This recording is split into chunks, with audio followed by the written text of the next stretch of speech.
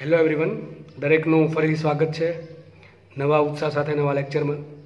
અને જેટલો ઉત્સાહ મને છે એટલો તમને ઉત્સાહ પણ હશે એવી હું આશા રાખું છું. આમ તો ભગવાનને પ્રાર્થના પણ કરું છું કે એટલો ઉત્સાહ તમને પણ આપે, કે તમારા માટે આટલા બધા દાખલા ગણાવું છું, નવા નવા દાખલા શોધીને લાવું છું. આઈ થિંક તમે જુઓ ઓનલાઈન લેક્ચર છે તો બી મેં લગભગ તમામ પ્રકારના દાખલા ગણાવી દીધા છે, અલગ અલગ બુક્સમાંથી લઈને લાસ્ટ યરના પેપર સોલ્વ કરીને બરાબર શોધીને નીટ અને જીના વધારે બરાબર. તો એવી આશા મને પણ છે કે તમે પણ આટલી શિદ્દતથી મહેનત કરતા હશો અને આ મહેનત આગળ જાળવી રાખશો તો એનું 100% સારામાં સારું પરિણામ મળશે. હું ગેરંટી આપું છું કે આટલા દાખલા કરી નાખ્યા એટલે લગભગ કોઈ પણ દાખલાની બહાર જશે નહીં. ટૂંકમાં કોન્સેપ્ટ આની બહાર એક પણ જવાનો નથી. બરાબર છે, ચલો આગળ વધીએ. 0.5 સેન્ટીમીટર ત્રિજ્યાની પાઇપમાં અક્ષથી 0.4 સેન્ટીમીટરે અંતરે આવેલા નળાકારીય સ્તરનો વેગ 3.6 સેન્ટીમીટર પર સેકન્ડ છે. ઓકે, તો અક્ષથી 0.3 સેન્ટીમીટર અંતરે આવેલા નળાકારીય સ્તરનો વેગ શોધો. શું કે જુઓ, એક પાઇપ છે, પાઇપને અક્ષ ધાર લો, બરાબર છે. શું કીધું, આ ત્રિજ્યા છે કેટલી? 0.5 સેન્ટીમીટર. તો આ ત્રિજ્યા તમને આપી 0.5 સેન્ટીમીટર. આગળ વધીએ. અક્ષથી 0.4 સેન્ટીમીટર, ટૂંકમાં આટલું અંતર આવશે 0.4 સેન્ટીમીટર. અક્ષથી અંતર છે કેટલું? 0.4 સેન્ટીમીટર. 0.4 સેન્ટીમીટર તમને અહીંયા વેગ આપી દીધો છે. કેટલો વેગ આપ્યો છે? 3.6 સેન્ટીમીટર પર સેકન્ડ. તો ક્વેશ્ચન છે તો અક્ષથી 0.3 સેન્ટીમીટર, ટૂંકમાં અહીંયા 0.3 સેન્ટીમીટર અંતરે કેટલો વેગ છે? તો આપણે સૂત્ર તમને ભણાવ્યું હતું કે અક્ષથી વેગની વાત આવે સૂત્ર એક જ આવે, Vx is equal to P/4 eta L અથવા ફોર્મ્યુએલ કાઉન્સમાં r² - x². તો આ સૂત્ર આપણને ખબર છે. તો જુઓ, તમે અક્ષથી 0.4 સેન્ટીમીટર અંતર હો કે 0.3 સેન્ટીમીટર અંતર હો, પી બેમાં કેવું હોય? સરખું. 4 કેવું? સરખું. મ્યુ કેવું? સરખું. એલ કેવું? સરખું. સાબિત શું થાય? Vx ઇઝ પ્રપોર્શનલ ટુ શું આવશે? r² - x².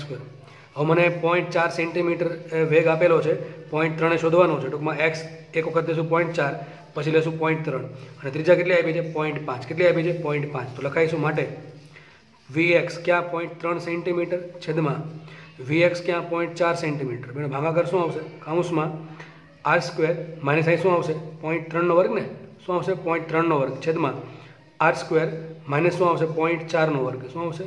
0.4 નો વર્ગ ઇઝ ઇક્વલ ટુ અહીં શું આવશે? r કેટલા છે? 0.5 એટલે 0.5 નો વર્ગ માઇનસ 0.3 નો વર્ગ છેદમાં 0.5 નો વર્ગ માઇનસ 0.4 નો વર્ગ. આવું થશે કે નહીં?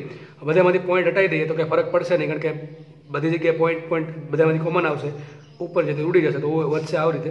માટે Vx 0.3 સેન્ટીમીટર આગળ છેદમાં Vx 0.4 સેન્ટીમીટર આગળ ઇઝ ઇક્વલ ટુ શું આવશે? અહીંયા 5 નો વર્ગ માઇનસ 3 નો વર્ગ, તો શું આવશે? 25 માઇનસ 9 છેદમાં 5 નો વર્ગ 25 માઇનસ 4 નો વર્ગ 16.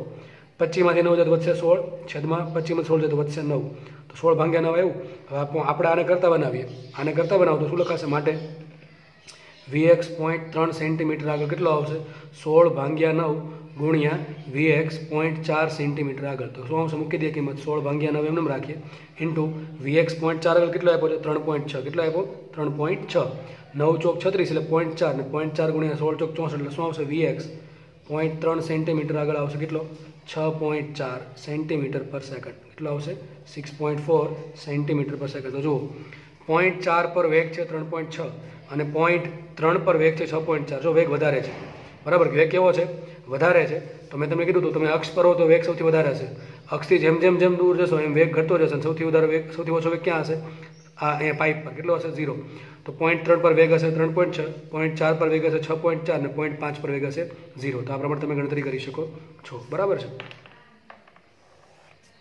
નેક્સ્ટ એક્ઝામ્પલ સોલ્વ કરીએ. નવો દાખલો છે.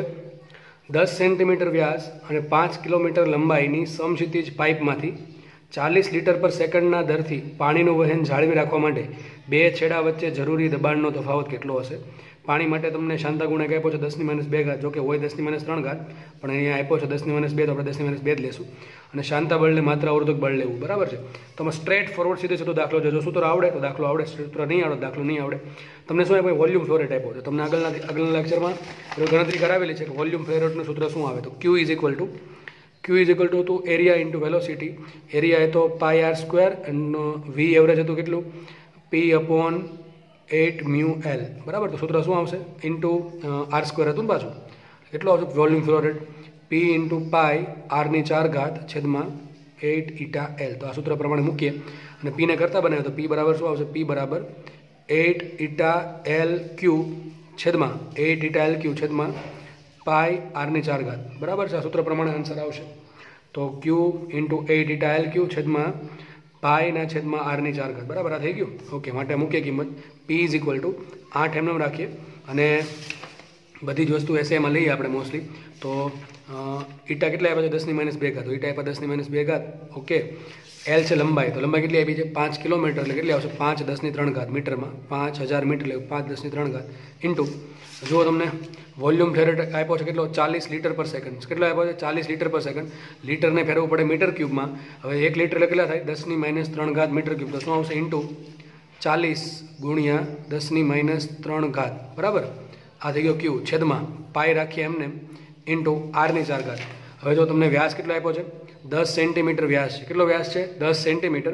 તો વ્યાસ 10 સેન્ટીમીટર છે તો જરૂર પડશે ત્રિજ્યાની. ત્રિજ્યા કેટલી થાય? 5 સેન્ટીમીટર. કેટલી થાય? 5 સેન્ટીમીટરને કન્વર્ટ કરીએ મીટરમાં તો શું થશે? 5 10⁻2. શું થશે અહીંયા? 5 10⁻2 ઘાતનો 4 ઘાત. ઓકે, ચલો, તો આ પ્રમાણે પ્રેશર ડિફરન્સ આવી જશે ઇન પાસ્કલ. બરાબર છે, ફટાફટ ગણતરી કરીએ. પી ઇઝ ઇક્વલ ટુ, હવે અહીંયા જુઓ 8 એમને રાખી દઉં. બરાબર છે, પહેલાં કામ કરીએ, સંખ્યા બધી ભેગી કરી લઈએ. 8 એમને આવશે અહીંયા. આ 5 છે, નીચે 5ની 4 ઘાત છે, તો ઉપર શું 5 5 ઉડી છે, નીચે શું છે? 5નો ઘન વધશે. ચલો એ સાઈડમાં રાખીએ. ઇન્ટુ આવશે અહીંયા 40 છેદમાં અહીંયા શું આવશે? પાઈ ગુણ્યા 5ની 4 ઘાત એટલે 5નો ઘન આવશે અહીંયા. ઓકે, ઇન્ટુ 10⁻2, આ 10⁻3 અને 10⁻3 ઉડી ગઈ. બરાબર, આ બંને ઘાત ઉડી જશે. અહીંયા 10⁻2 ઘાત છે ને, એ 10⁻4 દુને 8 -8 ઘાત છે. -8 ઘાત જશે ઉપર, તો -2 અને 10⁻2 ઘાત અને બીજી 10⁻8 એટલે કેટલી થશે? 10ની +6 ઘાત. કેટલી થશે? 10ની 6 ઘાત. બરાબર છે, કદાચ મારી ભૂલ કંઈ રહી જતી હોય તો તમે સુધારી નાખજો. લગભગ કે ભૂલ રહેશે નહીં. 8 5 40, 5 5 ઉડે 5નો ઘન પાઈ 40 8. ઓકે, આ બંને ઉડી ગયા. -2 -8 એટલે ઉપર 10ની 6. ઓકે, ચલો બરાબર છે, આ પાસ્કલમાં આન્સર આવશે. હવે શું કરીએ? જો હજુ આ નામ લખી શકાય. અહીંયા 5નો ઘન છે, આને શું લખાય? 5 ગુણ્યા 5 ગુણ્યા 5. અહીંયા 40 ભાગ્યા 5 એટલે ઉપર 8 વધશે ને. શું વધશે અહીંયા? 8. તો લખી દઉં પી ઇઝ ઇક્વલ ટુ 8 ગુણ્યા 8 5 40 એટલે ઉપર વધશે 8 છેદમાં શું આવશે? પાઈ ગુણ્યા આને શું કહેવાય છે? 5નો વર્ગ 25 ઇન્ટુ 10ની 6 ઘાત પાસ્કલ. તો હવે તમારે ગણતરી કરવી પડશે. પી ઇઝ ઇક્વલ ટુ શું આવશે? 64/25 પાઈ. હજી તમને આસાન કરી દઉં છું. હું 4 વડે ગુણું, 4 વડે ભાંગી દઉં. શું કામ? 25 100 થઈ જાય ને એટલા માટે. બરાબર, તો 4 વડે ગુણું, 4 વડે ભાંગું તો કરવા પડે 64 ગુણ્યા 4. હવે 6 ચોક 24 એટલે 240 ને ચોખ્ખું 16 240 ને બીજા 16 256. તો પી બરાબર શું આવશે? 10ની 6 ઘાત. બરાબર, તો શું આવશે? 256 છેદમાં 100 પાઈ. 256 છેદમાં 100 પાઈ ઇન્ટુ 10⁻6 પાસ્કલ. બરાબર, માટે પી ઇઝ ઇક્વલ ટુ, આ બધી ગણતરી આટલા બધા સ્ટેપમાં કરવાની કોઈ જરૂર છે નહીં. તો તમને સમજાવવા માટે હું મારે બોલવું પડે છે અને લખવું પડે છે, એટલા માટે લખું છું. બાકી અહીંથી તે મનમાં ગણતરી બધી થઈ જાય. જેમ કે અહીંયાથી તે 8 5 40 64. બરાબર, એ પ્રમાણે બધું મનમાં કરો એટલે વધારે સારું પડશે. હવે શું લખાશે આને? 2.56 છેદમાં પાઈ ઇન્ટુ 10⁻6 પાસ્કલ. બરાબર છે. હવે આનો આન્સર કેટલો આવશે? તો લઈ લે કેટલા? 3.14. તો હું સાઈડમાં કંઈ ગણતરી કરી દઉં છું. બરાબર છે, અહીંયા અહીં લખી દઉં છું. તો પી ઇઝ 256 છેદમાં 3.14 ઇન્ટુ 10⁻6 પાસ્કલ. બરાબર, આવું થશે ને. હવે 100% વાત છે કે તમે આમ કરો, 256 ભાગ્યા 314 કરો તો પણ આન્સરમાં કંઈ ફરક પડશે નહીં. હવે આનો આન્સર કઈ રીતે લાવશો? બોલો તમે કઈ રીતે લાવશો? 256 ભાગ્યા, તો આ પ્રમાણે કરી શકો 250 છેદમાં 300. શું કરી શકો તમે? 250 છેદમાં 300. કે ના થાય આવું? થોડું થાય કે નહીં થાય? બરાબર છે. 25 ભાગ્યા 3 એટલે 25 25 5 36. બરાબર, 5/6. 5/6નો આન્સર જે આવતો હશે એટલો આન્સર આનો હશે. એટલે લગભગ કેટલો આવશે? 0.8 લઈને ચાલે. તો 50 ભાગ્યા 6 કરો તો ફટાફટ 50 ભાગ્યા 6 8 6 48 કીધું હતું ને, 0.8 જેવું. બરાબર ને, બધા 20 એટલે 6 3 18 એટલે 0.83 જેવો આન્સર આવશે. તો મારા મતે આન્સર આવશે એપ્રોક્સિમેટલી કહું છું. બરાબર, ફિક્સ તો નથી કહેતો છું. એપ્રોક્સિમેટલી છે તો મોટો છે એટલે 0.81 રાખું છું. 0.81 10ની 6 ઘાત પાસ્કલ. માટે answer P is equal two આવશે 8.1 ઇન્ટુ 10⁵ પાસ્કલ. તો આટલું દબાણ હોવું જોઈએ. બરાબર, જો બે છેડા વચ્ચે આટલું દબાણ હશે તો આરામથી આટલો ફ્લો રેટ તમને મળે છે. કેટલો ફ્લો રેટ મળશે? 40 લીટર પર સેકન્ડનો ફ્લો રેટ તમને મળશે. કદાચ કોઈ ગણતરીમાં ભૂલ રહી ગઈ હોય તો તમે સુધારી નાખજો. મારા મતે લગભગ એપ્રોક્સિમેટ આન્સર આટલો આવી જશે. આપણે આગળ વધીએ. તો આગળનો દાખલો ગણીએ. આગળના દાખલાની રકમ હું રીડ કરું છું. એક ટાંકીમાં પાણી 10⁻⁴ મીટર ક્યુબ પર સેકન્ડના દરથી આવે છે. તેના તળિયે રહેલા 1 સેન્ટીમીટર સ્ક્વેરના છિદ્રમાંથી પાણી બહાર લીક થઈ જાય છે. છતાં જો ટાંકીમાં પ્રવાહીની ઊંચાઈ અચળ જળવાતી હોય તો તે ઊંચાઈ શોધો. હવે શું છે, જો ટાંકીમાં પાણી આવે પણ છે અને ટાંકીમાંથી પાણી બહાર પણ જાય છે, પરંતુ એમાં જે ઊંચાઈ જે છે પાણીની એ કેવી રહી છે? અચળ. તો સમજીએ. સપોઝ કે એક ટેન્ક લઈ લઈએ, એના તળિયે એક છિદ્ર છે, તેના તળિયે રહેલા છિદ્ર, તો એની એક છિદ્ર છે. માનો કે ઉપરથી પાણી આવે છે, તો ઉપરથી પાણી આવશે, બરાબર છે, એને ટાંકીને ભરી દેશે અને તળિયેથી પાણી થોડુંક બહાર જશે, પરંતુ એમાં જે ઊંચાઈ જે છે પાણીની કોઈક height, suppose this is height is h, તો કંઈક h હાઇટ છે, બરાબર છે, એ કેવી રહે છે? અચળ. ટૂંકમાં આટલું પાણી જળવાઈ રહે છે. હવે આવું ક્યારે પોસિબલ થાય? માનો કે ટાંકીમાં પહેલાં 5 લીટર પાણી હતું, બહારથી એક 6 લીટર પાણી આવ્યું અને માનો કે અહીં હોલ ના હોય તો શું થઈ જશે? 5 લીટર પાણી હતું જ, બરાબર. સપોઝ કે બહારથી 1 લીટર પાણી આવ્યું તો કુલ થઈ જશે 6 લીટર. હવે માનો કે અહીં હોલ છે અને મારે 5 લીટર જ પાણીનો જથ્થો જાળવી રાખવો હોય, તો મતલબ શું થયો? જેટલું પાણી 1 લીટર બહારથી આવે છે તો 1 લીટર પાણી હોલમાંથી બહાર નીકળી જવું જોઈએ. જો આવું થાય તો જ તેમાં ઊંચાઈ h જળવાઈ રહેશે. તો બહારથી જેટલું પાણી આવે છે એટલું જ પાણી આ જે હોલ છે એમાંથી જો બહાર નીકળી જતું હોય તો ટાંકીમાં પાણીનું લેયર ઊંચાઈ સરખી જળવાઈ રહેશે. તો સિમ્પલ કોન્સેપ્ટ છે કે જેટલો પાણીનો ઇનફ્લો છે એટલો જ પાણીનો આઉટફ્લો હોય તો ઊંચાઈ અચળ જળવાઈ રહે. તો સપોઝ ધારો કે ઊંચાઈ છે h અને બહારથી પાણી આવે છે Q1. કેટલું પાણી આવે છે? Q1 જથ્થાનું, અને બહાર નીકળે છે Q2 જથ્થાનું. કેટલું નીકળે છે અહીંથી? Q2 જથ્થાનું. ધારો કે જે પાણી જે બહાર આવે છે એનો વેગ કેટલો છે? v. કેટલો વેગ છે? v. સૂત્ર તમને ખબર છે, ટોરિસેલિનનું ઇક્વેશન શું છે? v બરાબર, જો હોલ બહુ સૂક્ષ્મ હોય, બરાબર છે, હોલનું જે એરિયા છે એ બહુ સૂક્ષ્મ હોય તો આપણે શું કરીએ? √2gh. 2g × h શું છે? હોલની મુક્ત સપાટીથી ઊંચાઈ, જે ધારો કે કેટલી છે? h, બરાબર. તો એથી કેટલું પાણી બહાર આવે છે? સોરી, કેટલા વેગથી પાણી બહાર આવે છે? v વેગથી. હવે આજે જે હોલ છે તમને એનો એરિયા આપેલો છે. કેટલો એરિયા આપ્યો છે? 1 સેન્ટીમીટર સ્ક્વેર. તો 1 સેન્ટીમીટર સ્ક્વેરના હોલમાંથી v વેગથી પાણી બહાર આવે છે. તારો ફ્લો રેટ શું હશે? તો q બરાબર શું લખાય? a × v. શું લખાય? Area into velocity. એરિયા કેટલો આપ્યો આપણને? 1 સેન્ટીમીટર સ્ક્વેર. વેગ શું આપ્યો છે? √2g. તો મૂકી દઈએ a × √2g × h, બરાબર છે. બધી કિંમત મૂકી દઈએ એટલે આન્સર ઓટોમેટિક આવી જશે. તો ચલો Q1 શું છે? તો Q1 છે કેટલું? જો આ જે પાણીનો ઇનફ્લો છે, તો આ શું થઈ ગયું? Q1 એટલે કે ઇનફ્લો. જેટલો ઇનફ્લો છે બહારથી એટલો જ જે નીચે છિદ્ર છે એમાંથી આઉટફ્લો હોવો જોઈએ. જો ઇનફ્લો બરાબર આઉટફ્લો થાય તો ટાંકીમાં ઊંચાઈ અચળ જળવાઈ રહેશે. તો ચલો ઇનફ્લો કેટલો આપ્યો છે? તો આટલું પાણી આવે છે 10⁻⁴ મીટર ક્યુબ પર સેકન્ડ. તો લખું છું 10⁻⁴ એસઆઈ એકમમાં છે. ઓકે, ચલો બરાબર. આગળ વધીએ. હવે Q2 શું છે? Q2 આઉટફ્લો કેટલો છે? Q બરાબર AV. તો કેટલો આવશે? a × વેલોસિટી કેટલી છે? √2g × h. આટલું છે ને. શોધવાનું શું છે? ઊંચાઈ એ શોધવાની છે. તો આપણે h ને કરતા બનાવીએ. કામ કરું પહેલાં √h ને કરતા બનાવી દઉં. આ બધું ક્યાં જવા દઉં? છેદમાં. તો અહીં શું આવશે? માટે √h = 10⁻⁴ છેદમાં આ એરિયા જશે છેદમાં × √2g. હવે આપણે એક કામ કરીએ, બે બાજુ સ્ક્વેર કરી દઉં તો શું આવશે? h = આનો સ્ક્વેર, તો 10⁻⁴ નો સ્ક્વેર થશે 10⁻⁸. ઓકે, એરિયાનો વર્ગ થશે એરિયાનો વર્ગ થશે એરિયા a સ્ક્વેર × √2g નો વર્ગ થશે 2g. આટલું થઈ ગયું. મૂકી દઈએ કિંમત 10⁻⁸ છેદમાં a સ્ક્વેર. તો એ શું છે? એરિયા. કેટલો એરિયા છે જુઓ તમે, કેટલો એરિયા આપ્યો છે? છિદ્રનો એરિયા 1 સેન્ટીમીટર સ્ક્વેરનો એરિયા આપ્યો છે. હવે આને પહેલાં કન્વર્ટ શેમાં કરવું પડશે? મીટર સ્ક્વેરમાં. ધ્યાનથી સમજજો, શેમાં કરવું પડશે? મીટર સ્ક્વેરમાં. તો મારો એરિયા એ કેટલો છે? એ બરાબર છે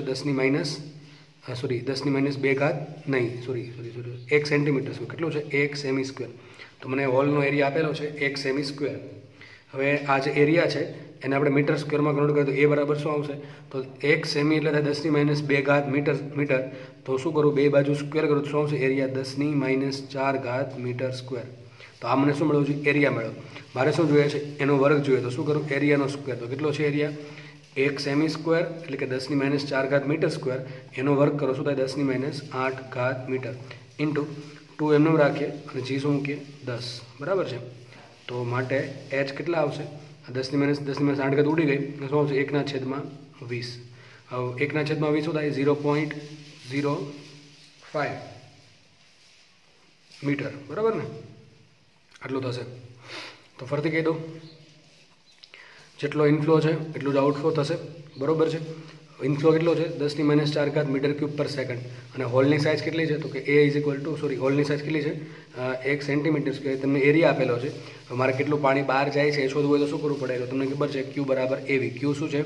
કેટલું વોલ્યુમ વહે છે કેટલા સમયમાં, એરિયા છે મીટર સ્ક્વેરમાં, અને વી છે વેગ. તો હવે તમને ટોરિસલીનો ઉપયોગ કરીને વી બરાબર √2gh મૂકી દીધું તો ક્યુ બરાબર મળી ગયું a × √2gh. તો આટલું પાણી બહાર જાય છે, આટલું પાણી અંદર આવે છે, અને જો ઊંચાઈ h જળવાતી હોય એમ જ તો શું થશે? જેટલું પાણી અંદર આવે છે એટલું જ પાણી બહાર નીકળી જવું જોઈએ. તો મેં શું કર્યું અહીંયા? ઇનફ્લો છે 10⁻⁴ is equal two a × √2gh. હવે આપણે h ને કરતાં બનાવીએ તો પહેલાં √h ને કરતાં બનાવીએ. √h બરાબર થશે 10⁻⁴ છેદમાં a × √2g. હવે આગળ મૂકીએ તો h બરાબર અહીંયા √h છે, બે બાજુ સ્ક્વેર કરી દો તો અહીંયા થશે √h નો સ્ક્વેર h 10⁻⁴ નો સ્ક્વેર થાય 10⁻⁸. ઘણા અહીંયા ભૂલ કરે. હવે ઘાતનો વર્ગ ના કરવાનો હોય, ઘાતનો ગુણાકાર થશે બરાબર. તો શું થશે 10⁻⁸ ઇન્ટુ એનો વર્ગ થશે a સ્ક્વેર ને √2g નો વર્ગ થાય 2g બરાબર. આટલી ખબર બધાને પડી ગઈ હશે. હવે મારે કિંમત મૂકવાની છે ખાલી a સ્ક્વેરની અને 2gની. ઉપર છે અંશમાં છે 10⁻⁸ એમને રહી ગઈ. એ છે એરિયા. એરિયા છે કેટલો હોલનો? 1 સેમી સ્ક્વેર. કેટલો છે? 1 સેમી સ્ક્વેર. હવે 1 સેમી સ્ક્વેર છે એને આપણે કન્વર્ટ શેમાં કરવું પડે? મીટર સ્ક્વેરમાં. તો 1 સેમી એટલે 10⁻². તો 1 સેમી સ્ક્વેર એટલે 10⁻⁴. કેટલી થશે? 10⁻⁴ થશે. હવે 10⁻⁴ થયા પછી મારે એરિયાનો વર્ગ જોઈએ છે. તો હું શું કરતો અહીંયા? એરિયાનો વર્ગ એટલે 10⁻⁴ વર્ગ થશે 10⁻⁸ ઇન્ટુ 2 × g એમને. તો શું આવશે? 1/20. હવે 1/20 છે. હવે ઘણાને ના આવડે એટલે શું કરવાનું? 5 વડે ગુણો અને 5 વડે ભાંગો. તો શું આવશે? ઉપર 5, નીચે શું આવશે? 100. 5 ભાગ્યા 100 થશે 0.05 મીટર. એટલે શું આવશે? 5 સેન્ટીમીટર જેવો આવશે આન્સર. શું આવશે? 5 સેન્ટીમીટરની આસપાસ આન્સર આવશે. નેક્સ્ટ એક્ઝામ્પલ આપણે જોઈએ. ચલો તો આપણે હવે નવો એક્ઝામ્પલ સોલ્વ કરીએ બરાબર છે. આની જેવો જ દાખલો છે. જુઓ, આ દાખલો નીટમાં પૂછાયેલો છે અને આ દાખલો પણ નીટમાં પૂછાયેલો છે. તો જુઓ, પાણી ભરેલી ટાંકીમાં મુક્ત સપાટીથી સ્મોલ h ઊંડાઈ આવશે. સ્મોલ h ઊંડાઈએ 2 સેન્ટીમીટર ત્રિજ્યાનું હોલ પાડતા 0.75 મીટર ક્યુબ પર મિનિટ. આ શું આપ્યું છે? 0.75 મીટર ક્યુબ પર મિનિટ. આ આપેલું છે ફ્લો રેટ બરાબર છે. એકમ બધી જોઈ લેવાનું કે કેટલું કદ બહાર આવે છે કેટલા સમયમાં. ટૂંકમાં આપેલ છે ક્યુ બરાબર એવી ના દરથી પાણી બહાર આવે તો એચની કિંમત લગભગ કેટલા મીટર થશે બરાબર છે. ફરીથી વાંચું છું. એક પાણીની ટાંકી ભરેલી છે, એમાં જે મુક્ત સપાટી છે પાણીની, ત્યાંથી h ઊંડાઈએ મેં એક 2 સેન્ટીમીટર ત્રિજ્યાનું એક હોલ પાડી દીધું. તેમાંથી પાણી બહાર આવે છે. કેટલું પાણી બહાર આવે છે? 0.75 મીટર ક્યુબ પર મિનિટ બરાબર છે. તો એચની કિંમત શોધવાની છે. તો બહુ દાખલો આમ તો સોલ્વ થઈ જાય છે આરામથી. જો હું સમજો માનો કે એક ટાંકી દોરી દઈએ આપણે. સપોઝ કે ટાંકી છે, એમાં પાણી ભરી દીધું આપણે બરાબર. પાણી ભરેલું છે. હવે એવું નથી કીધું તળિયા હોલ પાડવાનું છે. કોઈ બી ઊંડાઈએ હોલ પાડેલ છે. સપોઝ આ મુક્ત સપાટી છે, હું અહીંયા હોલ પાડી દીધું અને હાઇટ છે h. કેટલી છે? h. તો એથી પાણી બહાર આવશે. કેટલા વ્યક્તિ પાણી બહાર આવશે? v બરાબર. તો v બરાબર શું આવશે? √. તો v બરાબર √2g × h. જ્યાં h શું છે? તમે જે હોલ પાડેલું છે એ હોલનું મુક્ત સપાટીથી અંતર. હજી કહું છું, h છે એ ટાંકીમાં ભરેલા પાણીની ઊંચાઈ નથી બરાબર છે. જ્યારે તળિયે હોલ પાડ્યું હોય ત્યારે ટાંકીમાં ભરેલું પાણી કેટલી થશે? પાણીની ઊંચાઈ શું થશે? ટાંકીના ભરેલા પાણીની ઊંચાઈ થશે h જેટલી. પણ દર વખતે h બરાબર આ આખું પાણીની હાઇટ નથી. h શું છે હકીકત સૂત્રમાં? h જે આવે છે એ શું છે? હોલની મુક્ત સપાટીથી ઊંચાઈ h છે. તો v બરાબર √2g. આટલી આપણને ખબર પડી ગઈ. હવે મને તમને શું આપ્યું છે અહીંયા કે ભાઈ આજે હોલમાંથી કેટલું પાણી બહાર આવે એ આપ્યું છે. ટૂંકમાં શું આપ્યું? મને ક્યુ આપ્યું. તો ક્યુ બરાબર શું હોય? એવી હોય. શું હોય? ક્યુ બરાબર એવી. હવે મને અહીંયા એરિયા નથી આપ્યો, પણ મને શું આપ્યું છે? 2 સેન્ટીમીટર ત્રિજ્યાનું હોલ. તો કામ કરીએ આપણે. એરિયા બરાબર શું થશે? πr². તો ક્યુ બરાબર મૂકીએ πr² ઇન્ટુ વી શું આવશે? √2gh. શું આવશે? વી બરાબર √2gh.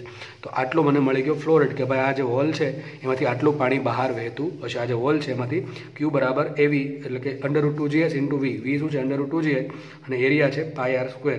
તો આટલું પાણી બહાર વહેતું હશે. તો મને ક્યુ આપેલા છે તો આપણે લખી નાખીએ. માટે ક્યુ બરાબર શું આવશે? Area into velocity. ક્યુ બરાબર શું છે? મને ત્રિજ્યા આપેલી છે, હોલની ત્રિજ્યા. ડાયરેક્ટ એરિયા નથી આપ્યો તો શું મૂકીશું? એરિયા બરાબર πr² અને વેલોસિટી શું થશે? √2g ઇન્ટુ h બરાબર છે.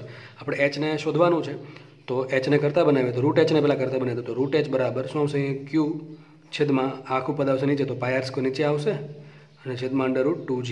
આટલું થઈ ગયું. ઘણી વખત એક કામ કરી દો પહેલાં માટે. હવે બે બાજુ સ્ક્વેર કરી દો તો મને કરતાં બની જશે h. તો બે બાજુ સ્ક્વેર કરીએ તો √h નો વર્ગ થશે h. ક્યુનો વર્ગ થાય q². પાઈનો વર્ગ થાય પાઈ સ્ક્વેર, આરની સ્ક્વેરનો વર્ગ થાય આરની 4 ઘાત અને √2g નો વર્ગ થશે 2g. તો આ મારું સૂત્ર બની ગયું. ઘણી વખત દાખલામાં આટલું સૂત્ર પૂછે છે કે ભાઈ તમે મુક્ત સપાટીથી h ઊંડાઈએ હોલ પાડો છો, તેમાંથી q જેટલો જથ્થો બહાર આવે છે. જે હોલ પાડ્યું છે એની ત્રિજ્યા છે સ્મોલ r હોય તો આ હોલ કેટલી ઊંડાઈએ પાડ્યું છે, તો h બરાબર q² / r ની 4 ઘાત 2g. તો આ પ્રમાણે આન્સર તમારો ટીક કરી શકો. બરાબર છે. તો ચલો આપણે દાખલો ગણીએ. હવે મને રકમમાં શું આપ્યું એ પહેલાં લખી નાખીએ. તમને ક્યુ આપેલા છે કેટલા 0.75 મીટર ક્યુબ પર મિનિટ. તો આપણે સાઈડમાં વર્ડ કરીએ તો ક્યુ બરાબર છે 0.75 મીટર ક્યુબ પર મિનિટ. બરાબર આટલું છે ને. હવે મિનિટ તો ચાલે નહીં, ચલો 0.75 તો એમ રાખી દઉં. બરાબર છે. મીટર ક્યુબ એમ રાખી દઉં. મિનિટ ચાલે ને જગ્યાએ શું મૂકી દઉં 60 સેકન્ડ. શું મૂકી દઉં 60 સેકન્ડ. ચલો આટલું રાખીએ. તો ક્યુ મળી ગયા આપણને. આગળ વાત કરે છે 2 સેન્ટીમીટર ત્રિજ્યાનો હોલ. તો મને ત્રિજ્યા આપી છે r, સ્મોલ r બરાબર સ્મોલ r આવી ગયા. આ ક્યુ થઈ ગયું. ક્યુ આટલા આપેલા છે. r છે 2 સેન્ટીમીટર. શું થશે 2 × 10⁻² ઘાત મીટર. તો આટલી મને ત્રિજ્યા છે. બધી કિંમત મૂકીએ માટે h ઇઝ ઇક્વલ ટુ, હવે જો હજી એક વસ્તુ કરું છું, આ જે 0.75 છે ને 0.75 એને હું શું લખું છું 75 ભાગ્યા 100, અથવા એમ લખી નાખું 75 10⁻² ઘાત. શું લખું છું 75 × 10⁻² ઘાત અથવા 75 ભાગ્યા 100 એમ પણ ચાલશે. તો હું લખી નાખું છું અને 75 × 10⁻² ઘાત. તો અહીં શું આવશે 75 × 10⁻² ઘાત એટલે થઈ ગયું 0.75/60. આ થઈ ગયું ક્યુ, એનો સ્ક્વેર છે ને. બરાબર છે ને. ક્યુ સ્ક્વેર છે. તો ક્યુ શું મળે 0.75/60 એટલે શું કહેવાય 75 × 10⁻² ઘાત ભાગ્યા 60 એનો સ્ક્વેર છેદમાં પાઈ સ્ક્વેર થઈ જશે 10. ચલો 10 થઈ ગયા. ઓકે. પેલા આનો વર્ડ કરી નાખીએ. 2 થશે 2, g આવશે 10. ઓકે. અને r શું છે 2 × 10⁻² ઘાતની 4 ઘાત. બરાબર છે. r કેટલા છે r 2 સેન્ટીમીટર એટલે કે 2 10⁻4 ઘાતની 4 ઘાત, સોરી 10⁻² ઘાતની 4 ઘાત. હવે આપણે વેવડ કરી દઈએ માટે h ઇઝ ઇક્વલ ટુ, જો આ શું આવશે 75 × 75 શું આવશે 75 × 75 ગુણ્યા -2 વર્ગ એટલે શું થાય 10⁻4 ઘાત છેદમાં આ શું આવશે 60 નો વર્ગ એટલે 60 × 60 60 × 60 ગુણ્યા આ થશે જો 2 દુ 4, સોરી 1 મિનિટ, આ 10 × 10 થઈ ગયા 100.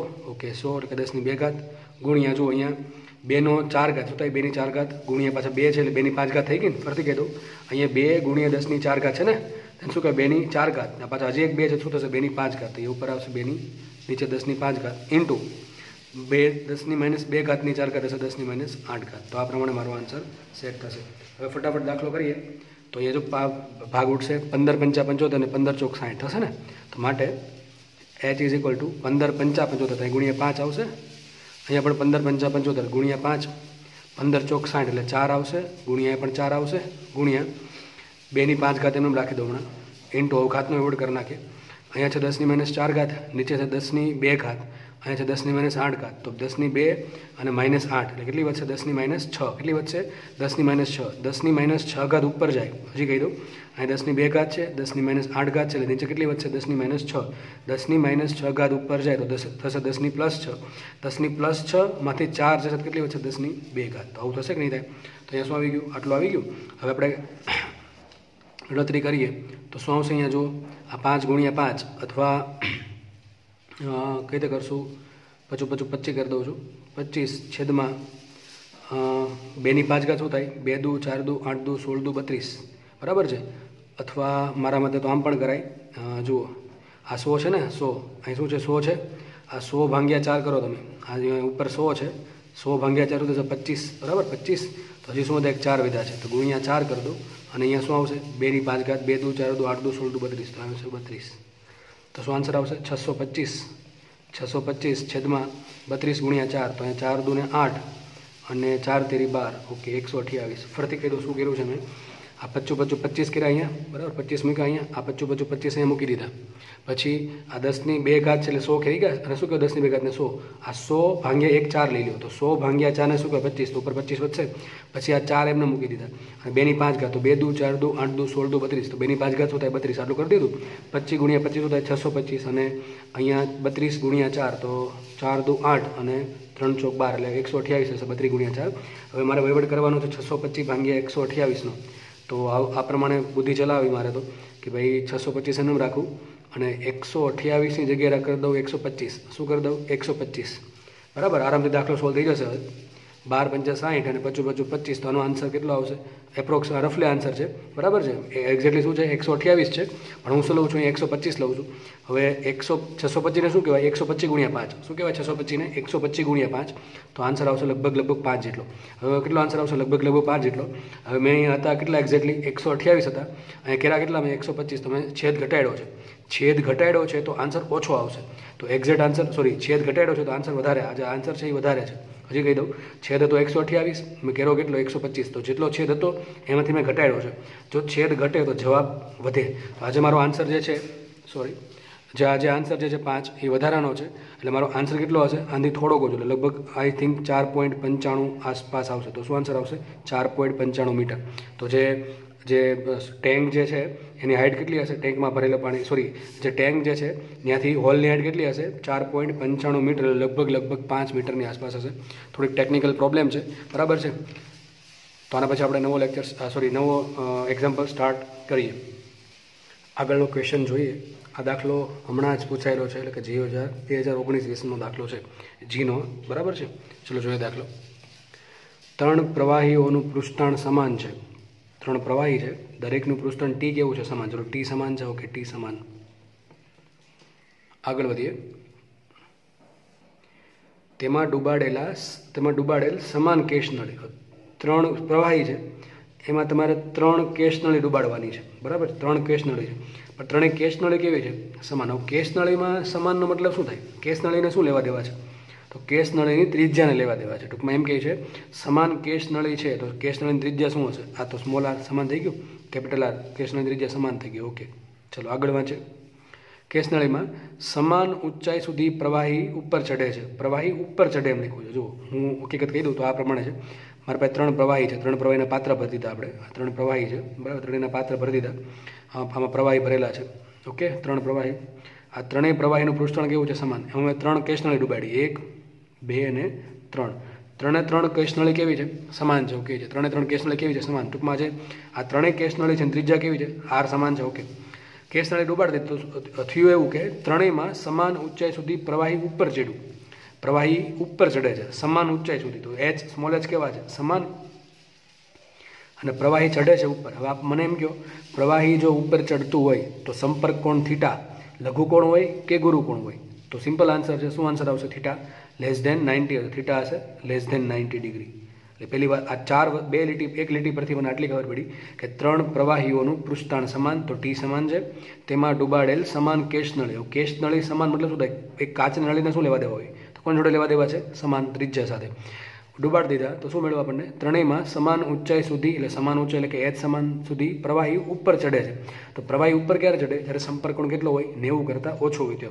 હવે આગળ વાંચે.